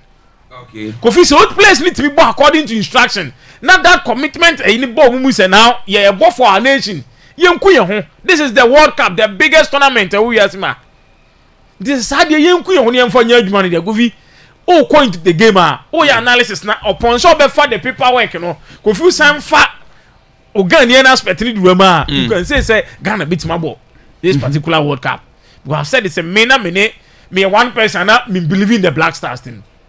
But mentality na Quebec for the day born no. The Black Stars ni benya that mentality ni bi. African teams ni Egypt Kofi Egypt team ya murusu bia ho. Egypt national team murusu bia sa. They should tell us then Egypt for no Black Stars they can say 98 talent. About the European experience players no Europe experience Egypt for no. Oh yes we say. When it comes to no you see Ghanaian players start say you go Europe akobombo. Talking about current squad. No na me just when it comes to Europe say encourage experience pedigree when it comes to Europe now you are ahead of Egypt for and even our players no currently yes Egypt for Africa you go Europe or Ghana for but even this particular team no cry you go here player to player no enye performance but obiye players no don out Europe. So when it comes to even players locally, that is it. They kono inti me just say when it even this particular squad about the European experience, players no be change because no 8 players local league me wa. Who call with only one player no ye local player. So who players ne what team no got that European experience for change. Egypt for no. Okay. So Kofi Egypt for ni that experience but a determination, mentality. Baby at this particular World Cup kono. Say coach you bet me nya quality but say o players mental toughness in our former Kofi you are going to lose. Until this particular game nyame adma o china minister nkomo o he goalkeeper trainer no nkomo na Kofi ni nyina about mentality and goalkeeper trainer no nkomo no Kofi you see this World Cup untimi money ye without a good goalkeeper and even near this particular World Cup tournament bia no o person o je tournament na you need a good goalkeeper and into the do baby no Madrid dey Champions League and it was a certain Courtois. Then we had 2022. Argentina eje no. Who's last minute save na. You call money last minute save. That is it. Yes, yeah. So you need a good goalkeeper. And then Kivet game no. Omu celebration in is about their goalkeeper. Because Kivet for no e game no. And the ohe nkomo na goalkeeper ne trainer ne omudi na yes. Goalkeeper should also know say in game ni be ko yie pa momo they have 60% role to play. Because na ya bo game we na goalkeeper ni followers here 5,000 me ba 500,000 50,000 na do 5 million na on we say adam from the place here speed mo on speed mo na pray this one you part because from 50,000 to 5 million within 6-7 hours. So Kofi tells you say a place news and now football cannot make you and football bet me make you. Now say we oka say in social media obedi di ho kra na Kofi is enough. So your players ni facade ni show mutim. Omun gain that self confidence no. Omun nye motivated through the African teams na abon matches no. No mu say Kivet for to nya. Ada na ye Black Stars yentimi. Ye obi bi a chen Kivet for no. Okay. Say Egypt timi ne Belgium abod draw. The harder na Black Stars into me ye. Kofi Samuel Okuje to Ablakwa. See, Kofi en go through. But I think say government ni here about somebody. For say even the incident ni see ye cry no man relax say okay say Canada for na deny visa. On be 2 more as the foreign minister. Epe say ya pursue assembly to the last point to the extent say and na court. It tells you say at least we have someone as the foreign affairs minister or acting as the foreign affairs minister or yenejuma as foreign affairs minister and me ye recommend Okuja to Ablaka ye mon about for that even not this case for cases see of later Ghana for we ho che na ben within na Okuja to akodu no akodu na Kofi the same applies to Pate there and sports minister say Pate wa nko Canada so ono na ekọ Canada or kwa represent a nation a country a FIFA World Cup na de Pate akọ Canada. So I like the approach our government, you know, approaching this particular issue. Now, Okoko now Kolusu, even the case in Ukraine. Now, Obianim say, "O part as the government, you know, Monsuman relax, you did your best." So, Kofian we ship Pate all the best, ne? Okoko. At least, Kofi, some of us we have the belief say, Pate Minka we say born Kwamo this particular game. Yes. Yes, Minka wish. Say with this, Nema Wakomu Nano, Minim Senka Pate benya the best game against England. Minka wish this particular game Nankasano. Would your mom fighting for everything, not Patenya and Vesano. Benka wish the coaches Nibenya that courage, you know. No, Mama Rinchino, Rinchino about that rule now. Pate boy, no. Pate boy, Nisibo, Mudiama, Rinchino Mamid for Dobi. No, more game, not Pate a money game against England. Because me feeling be say upon Pate psychological problems okomu nyina no.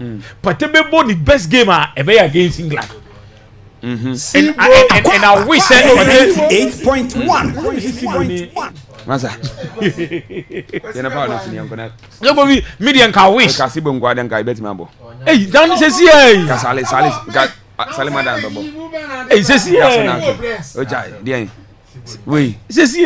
Wono na nya kwanye pato ne ne koba no ba mu dia no be ma say. Sibo. Ya udeni uyebu asantenga. Sibo. Na no dey we go Sibo. Ha. Sibo na no dey here. Na Sibo ball ogbe. Hina ni ayi. Say na domo. Go Vita go. Onimobo. Simo. Go Vita go. Go Ghana for mo ni dia mo. Mana sibo nya do anya. Hello, why na do? Tena do ni you guess na won. Me dey na me can me always say party. The first game no me I play Kebe against England. And that is when I me said party talent in Equita no. On any day on the former this English midfielders no. With me compete on. Me that say. Uze. Go Vita go. Na yin jewe. Party wo England and ko nya collab. Na wake up nko nko. Nti ye hwe ni ye kakra. Kofi. Yeah. Party ntra fie. Obi sisi a team na mo de world cup no. Yeah, oni obi nti ye player no. Oh, ho sisi a wonya collab. Mbacho na ehwa mu po a. No obo asere nti ni England na set. I see ebusa mpo say England for na no mtinche na ehwan mu a. Aha. Yanko. Odaroma, de tie ne say said obi kan no. Ghana buying together with the Foreign Affairs Ministry, led by Okujeto Ablakwa. And omu a party omu deny ni entry ni nyina no. Kofi. Omu atu ho na mo no ma ya de. Ewom se party na enya ni case. Ena enei case ni ho bibi ama oman Ghana in general affecting. In fact, a case in a chassis, no. So I bet time I report the case and say, yes, a party to make I say Ghana a problem. Because he will be frustrated to the end of the career. Now, Enra story never about say Valencia player or that's to see a Rafa Meo 28 years. You're jailing no 8 years. In fact, my for 6 months in Encaho. I'm not jailing 8.5 years. And mad tone so say you know. Omobua enye no kremani ditro ya jeli ne 8.5 years. Enti mesumi yam hihye me kakra because emfa ho say ye nyina ye ta na che ye mpa ye ne tie bewie na party ho afi no. Govi say party ayin toto ne nyoma yi a Rafa ma oko 8.5 years. Enti mi hu say ade ne de e be frustrated party throughout. Govi sa ade no ye na yi a ogogobi. Yanko. Faina mama may you shed. Yanko yen. Kofi. Yeah. The ten say. Asam na ka baba twa san nti. Baba twa san. Baba twa san. Nti de. What radio so chira nkra so. Nkobodua. Okay, bia boy e bone na yem. Yes, e bra okroma. Ya bra okroma. Ya bra okroma. Ene obetwa. Eh, wan emra. Bonu nsuo so. Yanko yanim. Kofi. In fact. Obi na de ne man. No so wa sebu nkura oma o de asede kokko on dimi masa onu na de ne man yo o say o ye de kura o so oma na o de ne kokko ndi ye ma chena be o chena 11 pm na jeji so na so betu asemi a next week go betu ase next week yenti ase da bia kai se we yi how na wo control ene wonya na 1 pm because Ghana time 9 am Ghana ha ni be ka se oma case ni be ko na jeji so wa adjourn to next week eti next week say there was next week the next week mo be ba o de odo bodi ni yi aha eyi de duri e dia sala she next week ye de ka bu asem na ngofo ni age nti Kofi enwumre na asesa hwe ewo musa aban na ya de waye na fam de but pate won tena fi ni enkomra won tena you say on man ni nkana o de won tena ho ye too much se ba no wa bobi for all you know minim de what if ka coach no on start ne and so ya samba kwa say busa yo Minister what say yes I get the point say player be about 1 minute because eno Lukaku na the first 1 minute in fast so say omo no mujira nyina 90 minutes enti ebia obebo 1 minute e benya so fast but then what if coach no come and mo bia na bia enti whether obebo bia no mo bia kana for so man ma chale why man ntra fie na yen kobo ye ball no mra you see and say distracting and say distract camp at this juncture coach ne e plan say or the party can who because omo kotwe man wo court and now yi party free no why the selection am a peace of mind in fact for the peace of mind of the coach no currently no omo party interfere yes because say see so omo kwaji visa na party say here the coach will be forced to play party no crepa say Partey he's been wounded mentally about the echo feeling chale oh bia Bokiata choda hey Bokiata choda who nipa ma obeka say o fit e ka won ko na hu say wo hom fa wo Ozenga se bi kan na ne banzo na kodu akra Ozenga for ni ma say ne dos be den Kofi ye intimidate Partey issue no yes Ghana fo nyina ta na chi ba Canada for no omo Angeli no ba no omo say omo nyedai omo na ma ho omo yin twa chiri ana me boa Eduardo no omo yin twa chiri e ba ye e na ban anye bibidi ya but to the level say yes you records ba ni fo me no odi country was some ma na de court say change na be ma ho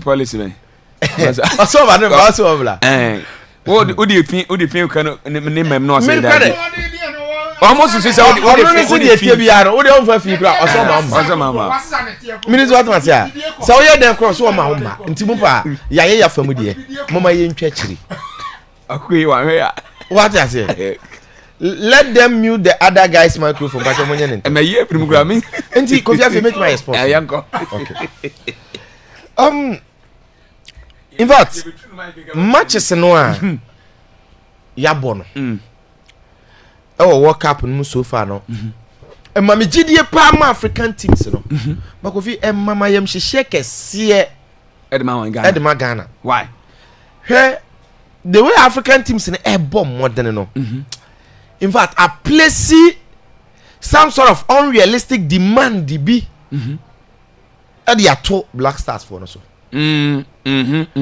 Emra enkrofo hwe Keved no no mo hwe Egypt o say see e ka kire mo South Africa Ghana boy be ball Ghana be share England Ghana be say and I'm catch out say do you know say countries here are more AFCON mo nyina qualify for African Cup of Nations ye yankobi enti udi agura wo hwe Morocco bo a wo de be compare because you know free Africa yes what the but so ko hwe ba ni mu a obo hu say ba bi o moduru no ho udi agura Senegal ball no mo bo wi a wo de be compare but ko hwe ball a Senegal e bo a wo to say ye meho Cote d'Ivoire ball ya man crofo gidie say Africa in fact Cote d'Ivoire ba bi o ko en Ghana yetimi ko AFCON no je ni ye group stage ni ye the following AFCON no ko bi ni ye yan qualify mpo yenti ase say ye real situation Rich Mafato so.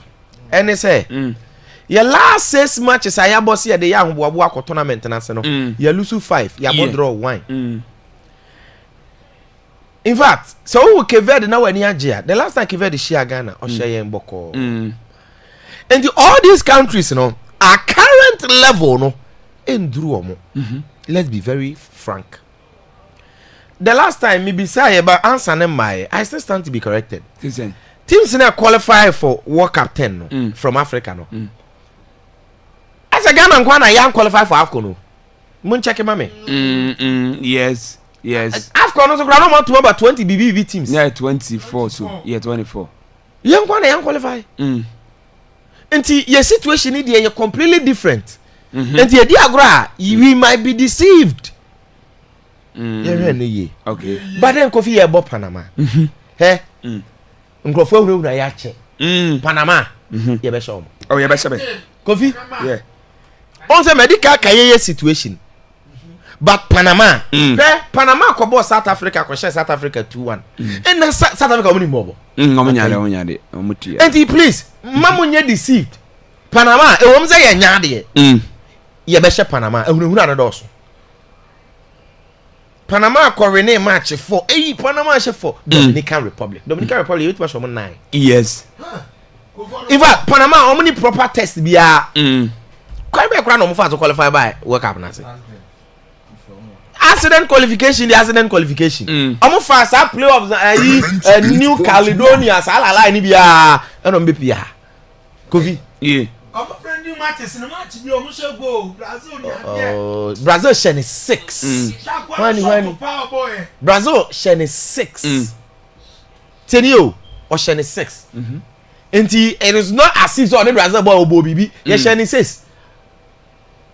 Enti please. players no emfa winning mentality. Okay. Emomunko game instead of a slow mentality. Who go slow then? Because ye na Panama e di hu na eba Panama na ye be slow Panama. No. Panama say. And please. Yeah. Ghana ye team nye. That is a real situation. But Panama dey. Ye be show mo. Ye be show mo Kofi. Yeah, that's it. Oji. Kofi Tago. Yeah. Foreign Affairs Minister. Esi watu anamo akopie mo Canada. Na nanantesie no Thomas Partey.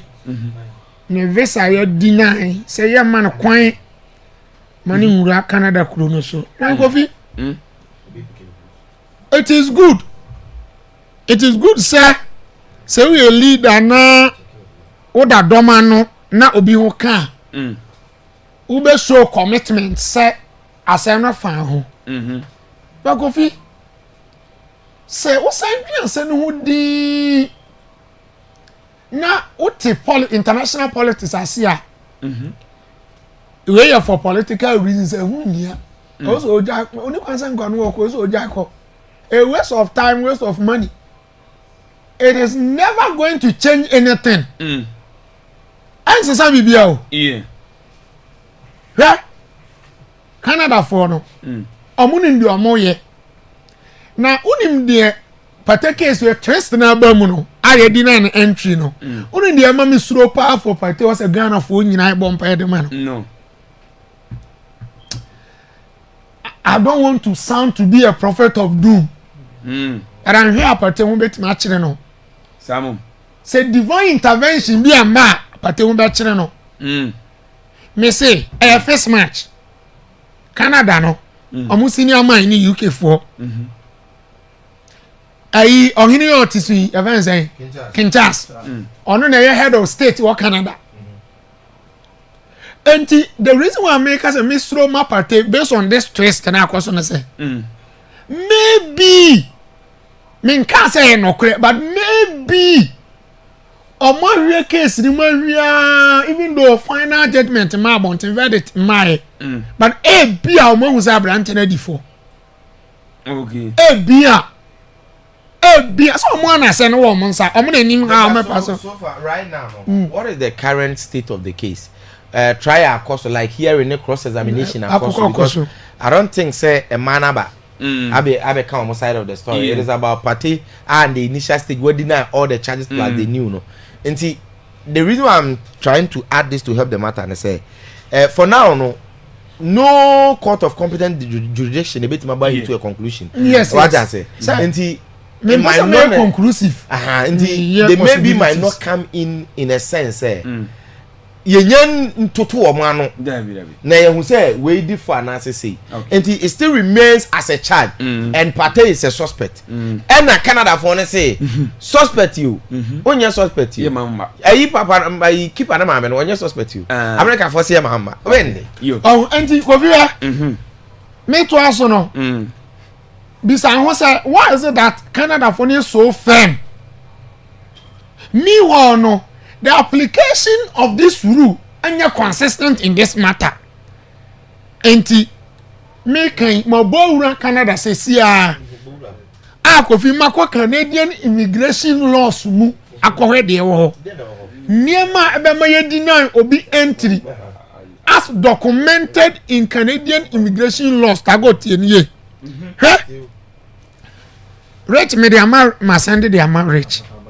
Aba Canadian immigration law criminal inadmissibility to Canada and you are trying to face now a foreign national may be inadmissible to Canada on the grounds of criminality. This will either prevent entry to Canada as a visitor, student or worker, or prevent an individual from obtaining permanent residence or maintaining their PR status. Now, law 1, for conviction outside Canada, if they have been convicted outside Canada of an act that, if committed in Canada, will be equivalent to indictable offense punishable by a sentence of less than 10 years. Nti the opposite one can na say nneɛma yɛ bɛgyina so de deny obi entry into Canada omu kurom hɔ no ɛne sɛ wakɔdi bɔne bi wɔ kuro bi so a kuro no so no bɔne na wokɔdi yɛ no ɛyɛ equivalent to the same punishment bi a wokɔ so no wɔ saa Canada kuro no so a ɛyɛ punishable by offense. You akɔdi ne UK. And it's on my charge no. Enti omo kyerɛ sɛ nneɛma de edi kan nneɛma mbɔmɔ edi na ho sɛ wa convict wa ya ade na ya pass judgment ya dia tun sɛ wo yɛ. Enti yen mama 2 being convicted outside Canada of 2 or more acts that if committed in Canada will be equivalent to summary offenses. So bɔne na wa kwa koyɛ no outside Canada no. A convicted outside Canada of 2 or more acts. That's how if a committed or Canada are committed to summary offenses and the lawyers in the summary offenses. And third one, being convicted outside Canada of an act that if committed in Canada will be equivalent to a hybrid offense punishable by a sentence of less than 10 years. And which means unless you are being tried and you are being proved guilty of the offense, none of these rules and also a could tell. Oh, okay. But the lawyer was say, Patty be more same name. And it tell me man another twist no. Twist. Say a bit more but say e bi ankomodie bi kura koso. Baby. You see? Can me and the point e bi a UK for no. Omni Canada for no edi nkomo. E bi a communication kura koso a omo say chale e bi asan no kura mpo no. Say pattern ni for kura na. There's the highest possibility in the case say e bi omo nyan conclude no ma say so conclude yes. Me Kofi don't you now? Why do you say chairman want to make us no money? The kind of given no master. But also no matter we are decision. No matter decision about. We don't want we don't want trial. Court one. The free be ratio decision that the ratio according to parties involved in cases and any they were matter ne be ko. Asem to me to ye bi asem no. Utumi ubetuma even though ubetuma a good lawyer they were case ni tie bi ama. Would you get the cry? Let my baby me. But the truth is that you bet my in the face of Arsenal and no, I say, we dear, and we had the possibility to say, be the baby for another baby. No, I was so okay. So, to my knowledge, I'm very sure, say, I'm not consider a lot of factors. And I was saying, I say, Canada for JJ, sa, ayi, sexual, yes, as of Sanema, pornography, in Sanema, man, so. You get a point. And you had the word Canada for an year now. Me so say bi o ma intel bi me the entia me say there be ne say who say in law no so one adwin say ye adebu ha ntia me ka say court process no omunya nye trial che say obi no nkan wase na me maka masem empo ne yakase asem ni based on ye mu idea but ubetuma differ. And they've not gotten to the stage where even a lawyer can say a judge and a court of can even have trial process. There be the man starting on. Trials, baby. Yes, I'm on the trial, baby. Charges. I'm a court testify. Being a part of the trial process. The trial is different. No, trial is say meba. Baby.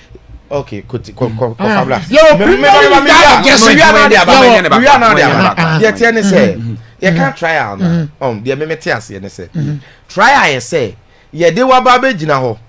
Na ye toto mu ano. Now why you say a cross examination process no.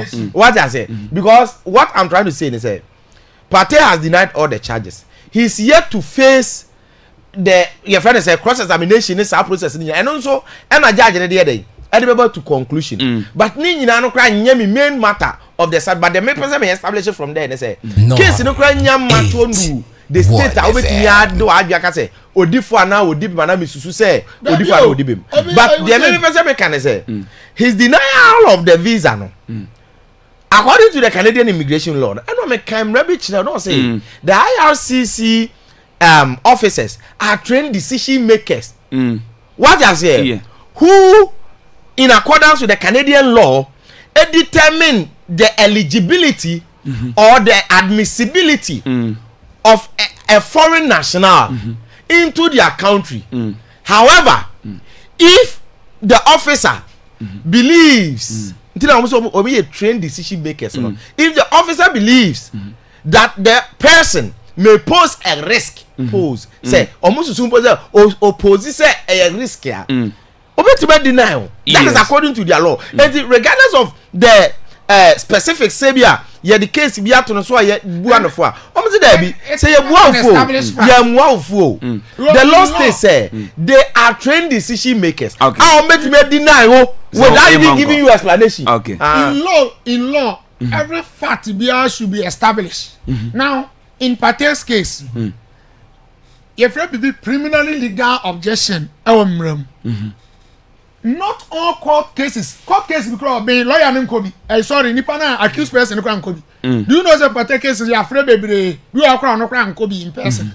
Now, no lawyer and the coach and an tell the lawyer go on. Yes, it's your master trial process in the ama asena say one and the additional charges now yes and the piece. So the burden of proof lies on Thomas Partey. Okay. But what the contest now say? You. Anti assembly there Thomas Partey said no.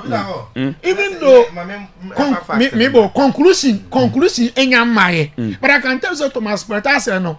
Baby omo duru no e don so sene de aka. So according to the New York Times, the trial has not started. Okay. Anti Thomas Partey's trial no because Southwark Crown Court London scheduled for November. What I say, but may now be delayed to 2027. Okay, I say, you can't compare the trial in November now, 2027. Yes. And for now, no, he's facing what we call charges. What I say, and court issues, and I say, assembly could be court. This is how it is. Wow, they assembly no. Okay, was in the then the court no bema Partey opinion defense. The trial and chance. The Partey opinion defense in the crowd. So on your time no Sunday defense ni brewo na what the charges na to no so to also study in some na Partey e kan say nje no kwat me take be a 1 month na wo defense no Partey this after that na e ba court no sign to me hwema na wasan ga okay now we na nya wo defense o mo nkofa witness namba ndi ebi o betro ndi ansakwa na yakọ trial witness no o betumi aka say bia o ebi a 5 witness but o 5 witness on 5 witness ni na ansam ngu krata so mra then on we no so witness on send the any video audio krata no on so audio videos bi e chese Partey ya then on so mfa sa witness ni na anye den emra so after that no now court na nya we we filing the case when you we defense when you we witness so now you should date for trial then a cross examination no bomb say that's it do baby a trial mpo okay no I can say e bia yeah that's it yeah this is what it means trial. What it means. Maybe check say Partey case no. Almost started trial, almost started. The fact is, almost started trial. According to New York Times. No me say trial ni court cases are so complex. A trial is a formal examination of a dispute before a competent tribunal designed to resolve claims. Test the efficacy of the product or process. So you were the main trial now any part of Babejina. That is why if be criminally legal objection. You get a point. And Sanema when you are not able to establish some fact and the verdict about and the what so you say hearing is different from trial. Hearing is different. Hearing is all banner they charge ahead then on the party. And the same thing. And hearing is different from trial. Whereby only the final verdict beto abonti you know who say obi you know that stage now 0242020208 my phone way 0242020208 020757 3003 frena yeni komo ensama horo pinani isi yakana si yesuan de pi entisa na isi ho nsam ST entifre na yemfa de bra 0242020208 0242020208 ene work up remu awode 5 fenya sam kedo na de 4 games no etimi ekoso nya sam kedo ntine yewrem ewo day 5 abra is Senegal and then you may omane France they pem so na fa ahomachi Algeria so and Argentina so omane be pem so nina aye matches a honsam obati e wa Akwaaba radio 98.1 na network na nya na system okay your first caller abaso yen kodin come good morning Kofi yes sir I don't go to the you may eat you I don't go no more idiot I can't marry next to okay I think so this is the you I don't go here as a pass our friend now to me about 0242020208 lines you know e mo I think Akaba to try so to my befa na ye no etimi eden koma ha Akwaaba radio 98.1 channel so we Akwaaba sports arena ananopi ye dey mount 0242 020208 0242 020208 0207573003. Hello, good morning.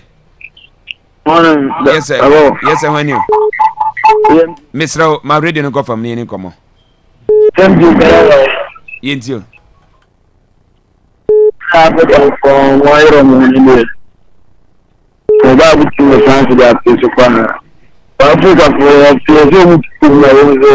African born.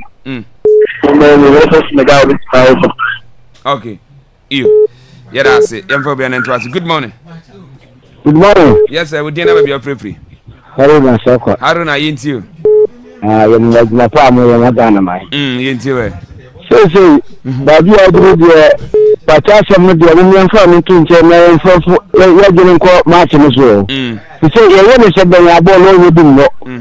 Until a woman again, the players and I didn't go back to national. Remove you say, I want to say that I party on Congo. Okay. This is a number of the song, the man of France, and I was not with you. Until a man didn't go match and on the boy. Okay. Bye. Yeah, that's it. That's good morning. Hello, yes, sir. Yeah. Abraham, Abraham, you. Kofi, wait a minute, before entry. Work up communication, Ben Pan, much you say, there be more tennis station be in your GTV former statement about Bonte, didn't ya? TV station more tennis we almost say right or got right, you know, and some is your market better is somebody so. Okay, and then I remember we so stage woman until say on the mass in a keeper now after you know. I had that show could say a day is intelligent, don't supposed to next be now qualified. Okay, you. Mate, that's good morning. Yes, no, why no? My radio no go from. Okay, when you're ready, so good morning. Yeah, good morning, Govita. Yes, sir. Kaka paint you.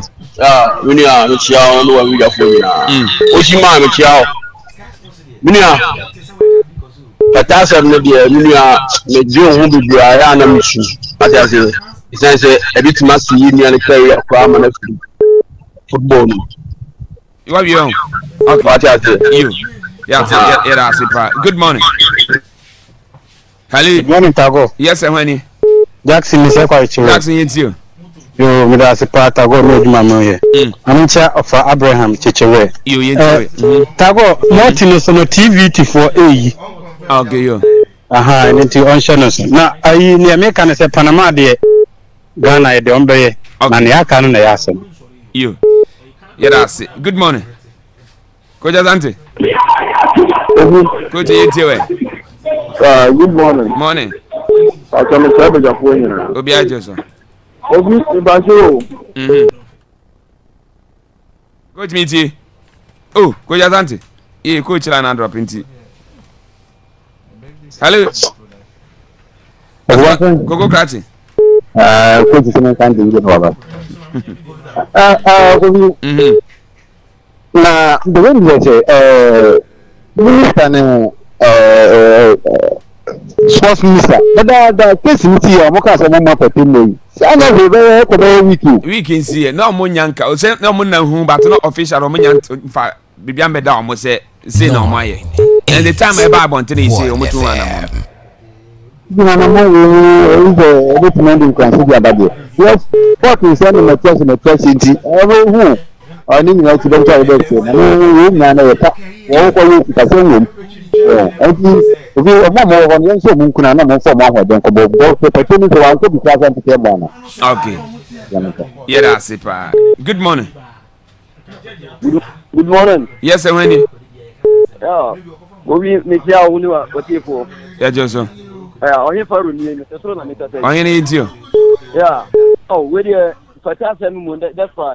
Mu eya, but ni na no my focus forward na yinja olu na tell na ye foso na konko bona. Panama dey that's boy you mo ti ko ka ko. You. Yeah, that's it, pa. Hello, good morning. Good morning, Peter God. Action Pastor intio. What I want to put in family with my mobile. Mestre, Brumigio, when you say on Tiafi, and you say, you reason I'm not that of no, listen, say, a sad winter, I mean, maybe now, Visam. If you're there, the pastor, Ghana, the Quam, the Casa, and the Tiafi. Okay. Now, Martin, I was saying, because an entire players did the you. If player back when you bet mabo. Yes, so yeah, that's it, pa. Yamfa course in see. They can who's in. Aha, I'm not mentioning them. I was halfway. Mummy Mosu. The TNSA World Cup. You were free to air channels at FIFA 40. I didn't know say. Omone de omutimi ni free to air. Na brekuma na mba hani ne baby a omonte ase ne say. I have free to air chere say wasi po. Titipo na na CCC. E dan super no ne aha. On sa channels na oche no. E no no on here decoder. GTV, GT Sports. Omo de ama omo. TV3. And the decoder na your friend satellite. Na Africa region no. Your satellite decoders ya omoba region ni mo omo ato the right. I be na DSTV na ho. And the DSTV no. Omo na ato. And who DSTV ne so a unya World Cup ni bi. Yes. Name Multi TV which is omo from a Multi TV company no. Yeah. Omo ni bi. Omo to right. Yeah, omo to right. And it's a free to air channel GTV where you World Cup no. But so the Multi TV so a. Oh yeah. Ebe block because Multi TV decoder na wo koto ye no. Omo to right. And to what you use Multi TV no. Say what is yes one TV you World Cup na. Wo ko Multi ni so a emma. But omo e wo digital channel which is omo sipo. Yeah. And as baby o crack say sunyani ade de no sipo. Yes ha na wa ha no metam ko yes a digital de de chi no. Ayi wo de wire na so achiri no na TV na ba no. Onua TV na e wo so no. Ebe chi.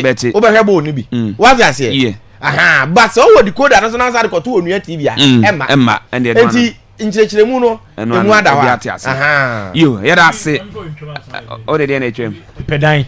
Oh, out to it. Single room, self-contained toilet and bath, coffee. And Mr. Baby be a magazine around area ha. Magazine area ha be a chair continental and be a coffee. Yanto basene ya se pressure be about. Coffee Debbie said the way I reach is Miss me. Also, I'm that's so bad as a baby. No, or not to a bar. Rich, Jacka so I could know. You go for so say. Every now and then him come off here. Many doesn't him come over here. Good. Young guy. Could you go for me so? And to open mazi. Yes, me continent and as magazine. Yeah, me magazine akufi me pay. Okay. And I said Brokum township na around Akwaaba Habiano. Okay. Kufi me pay. To go for obi a na wa frɛ. Yeah.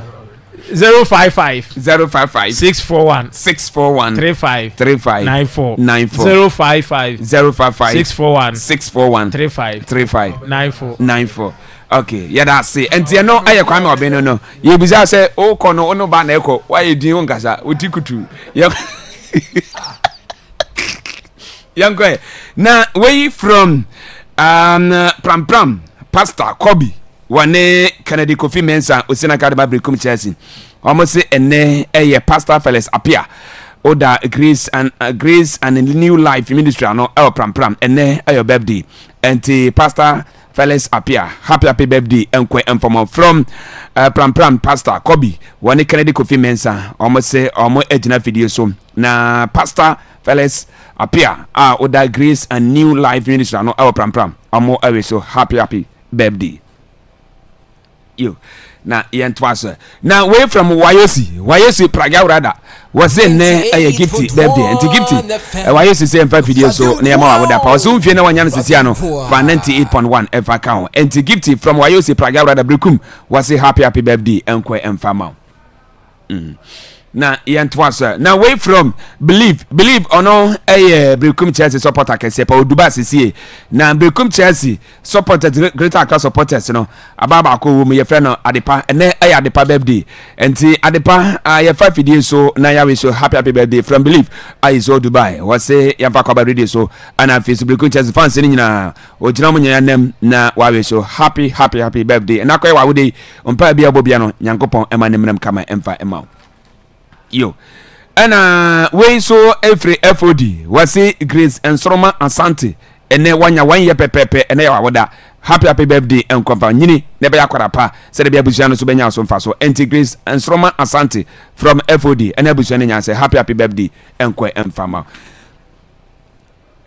enti ye de si na ye ko upness DJ Blaze or the Akwaaba Yukono ba betwa so dia ma Shannon so ena nwumre le commentary eba wa kwam and then you 7 ordinance time 7 nti sa na isi etie na homache 1 yes aba nti na ye no na esrepe no ha na ga han enenya na ye rango akoi ni trio nti no me say say 5 and I say 4 na ngo abankase mo maso never baso sa nti ba be adwuma no ya be ade mo bim enti ye de si yakọ nyame adoma ebesha na de aka bia bomode etimi e da atwa so me din e de kofita gote bonanga Hussein Otenekara tactical man ocean obe kwame oti omonka Richmond and produce show na onye bi ehwe anya bi etie nyame adoma ye be se jana mrepem de aka mi ya bomode etimi da 20 good morning and come up bibia happiness Akwaaba ayiko Crab of 84 Enterprise. Controversy Misumai Enemy. Kwasibro ni say, seeing is believing. Crab of Akrukra Accra Foreign Rice. Any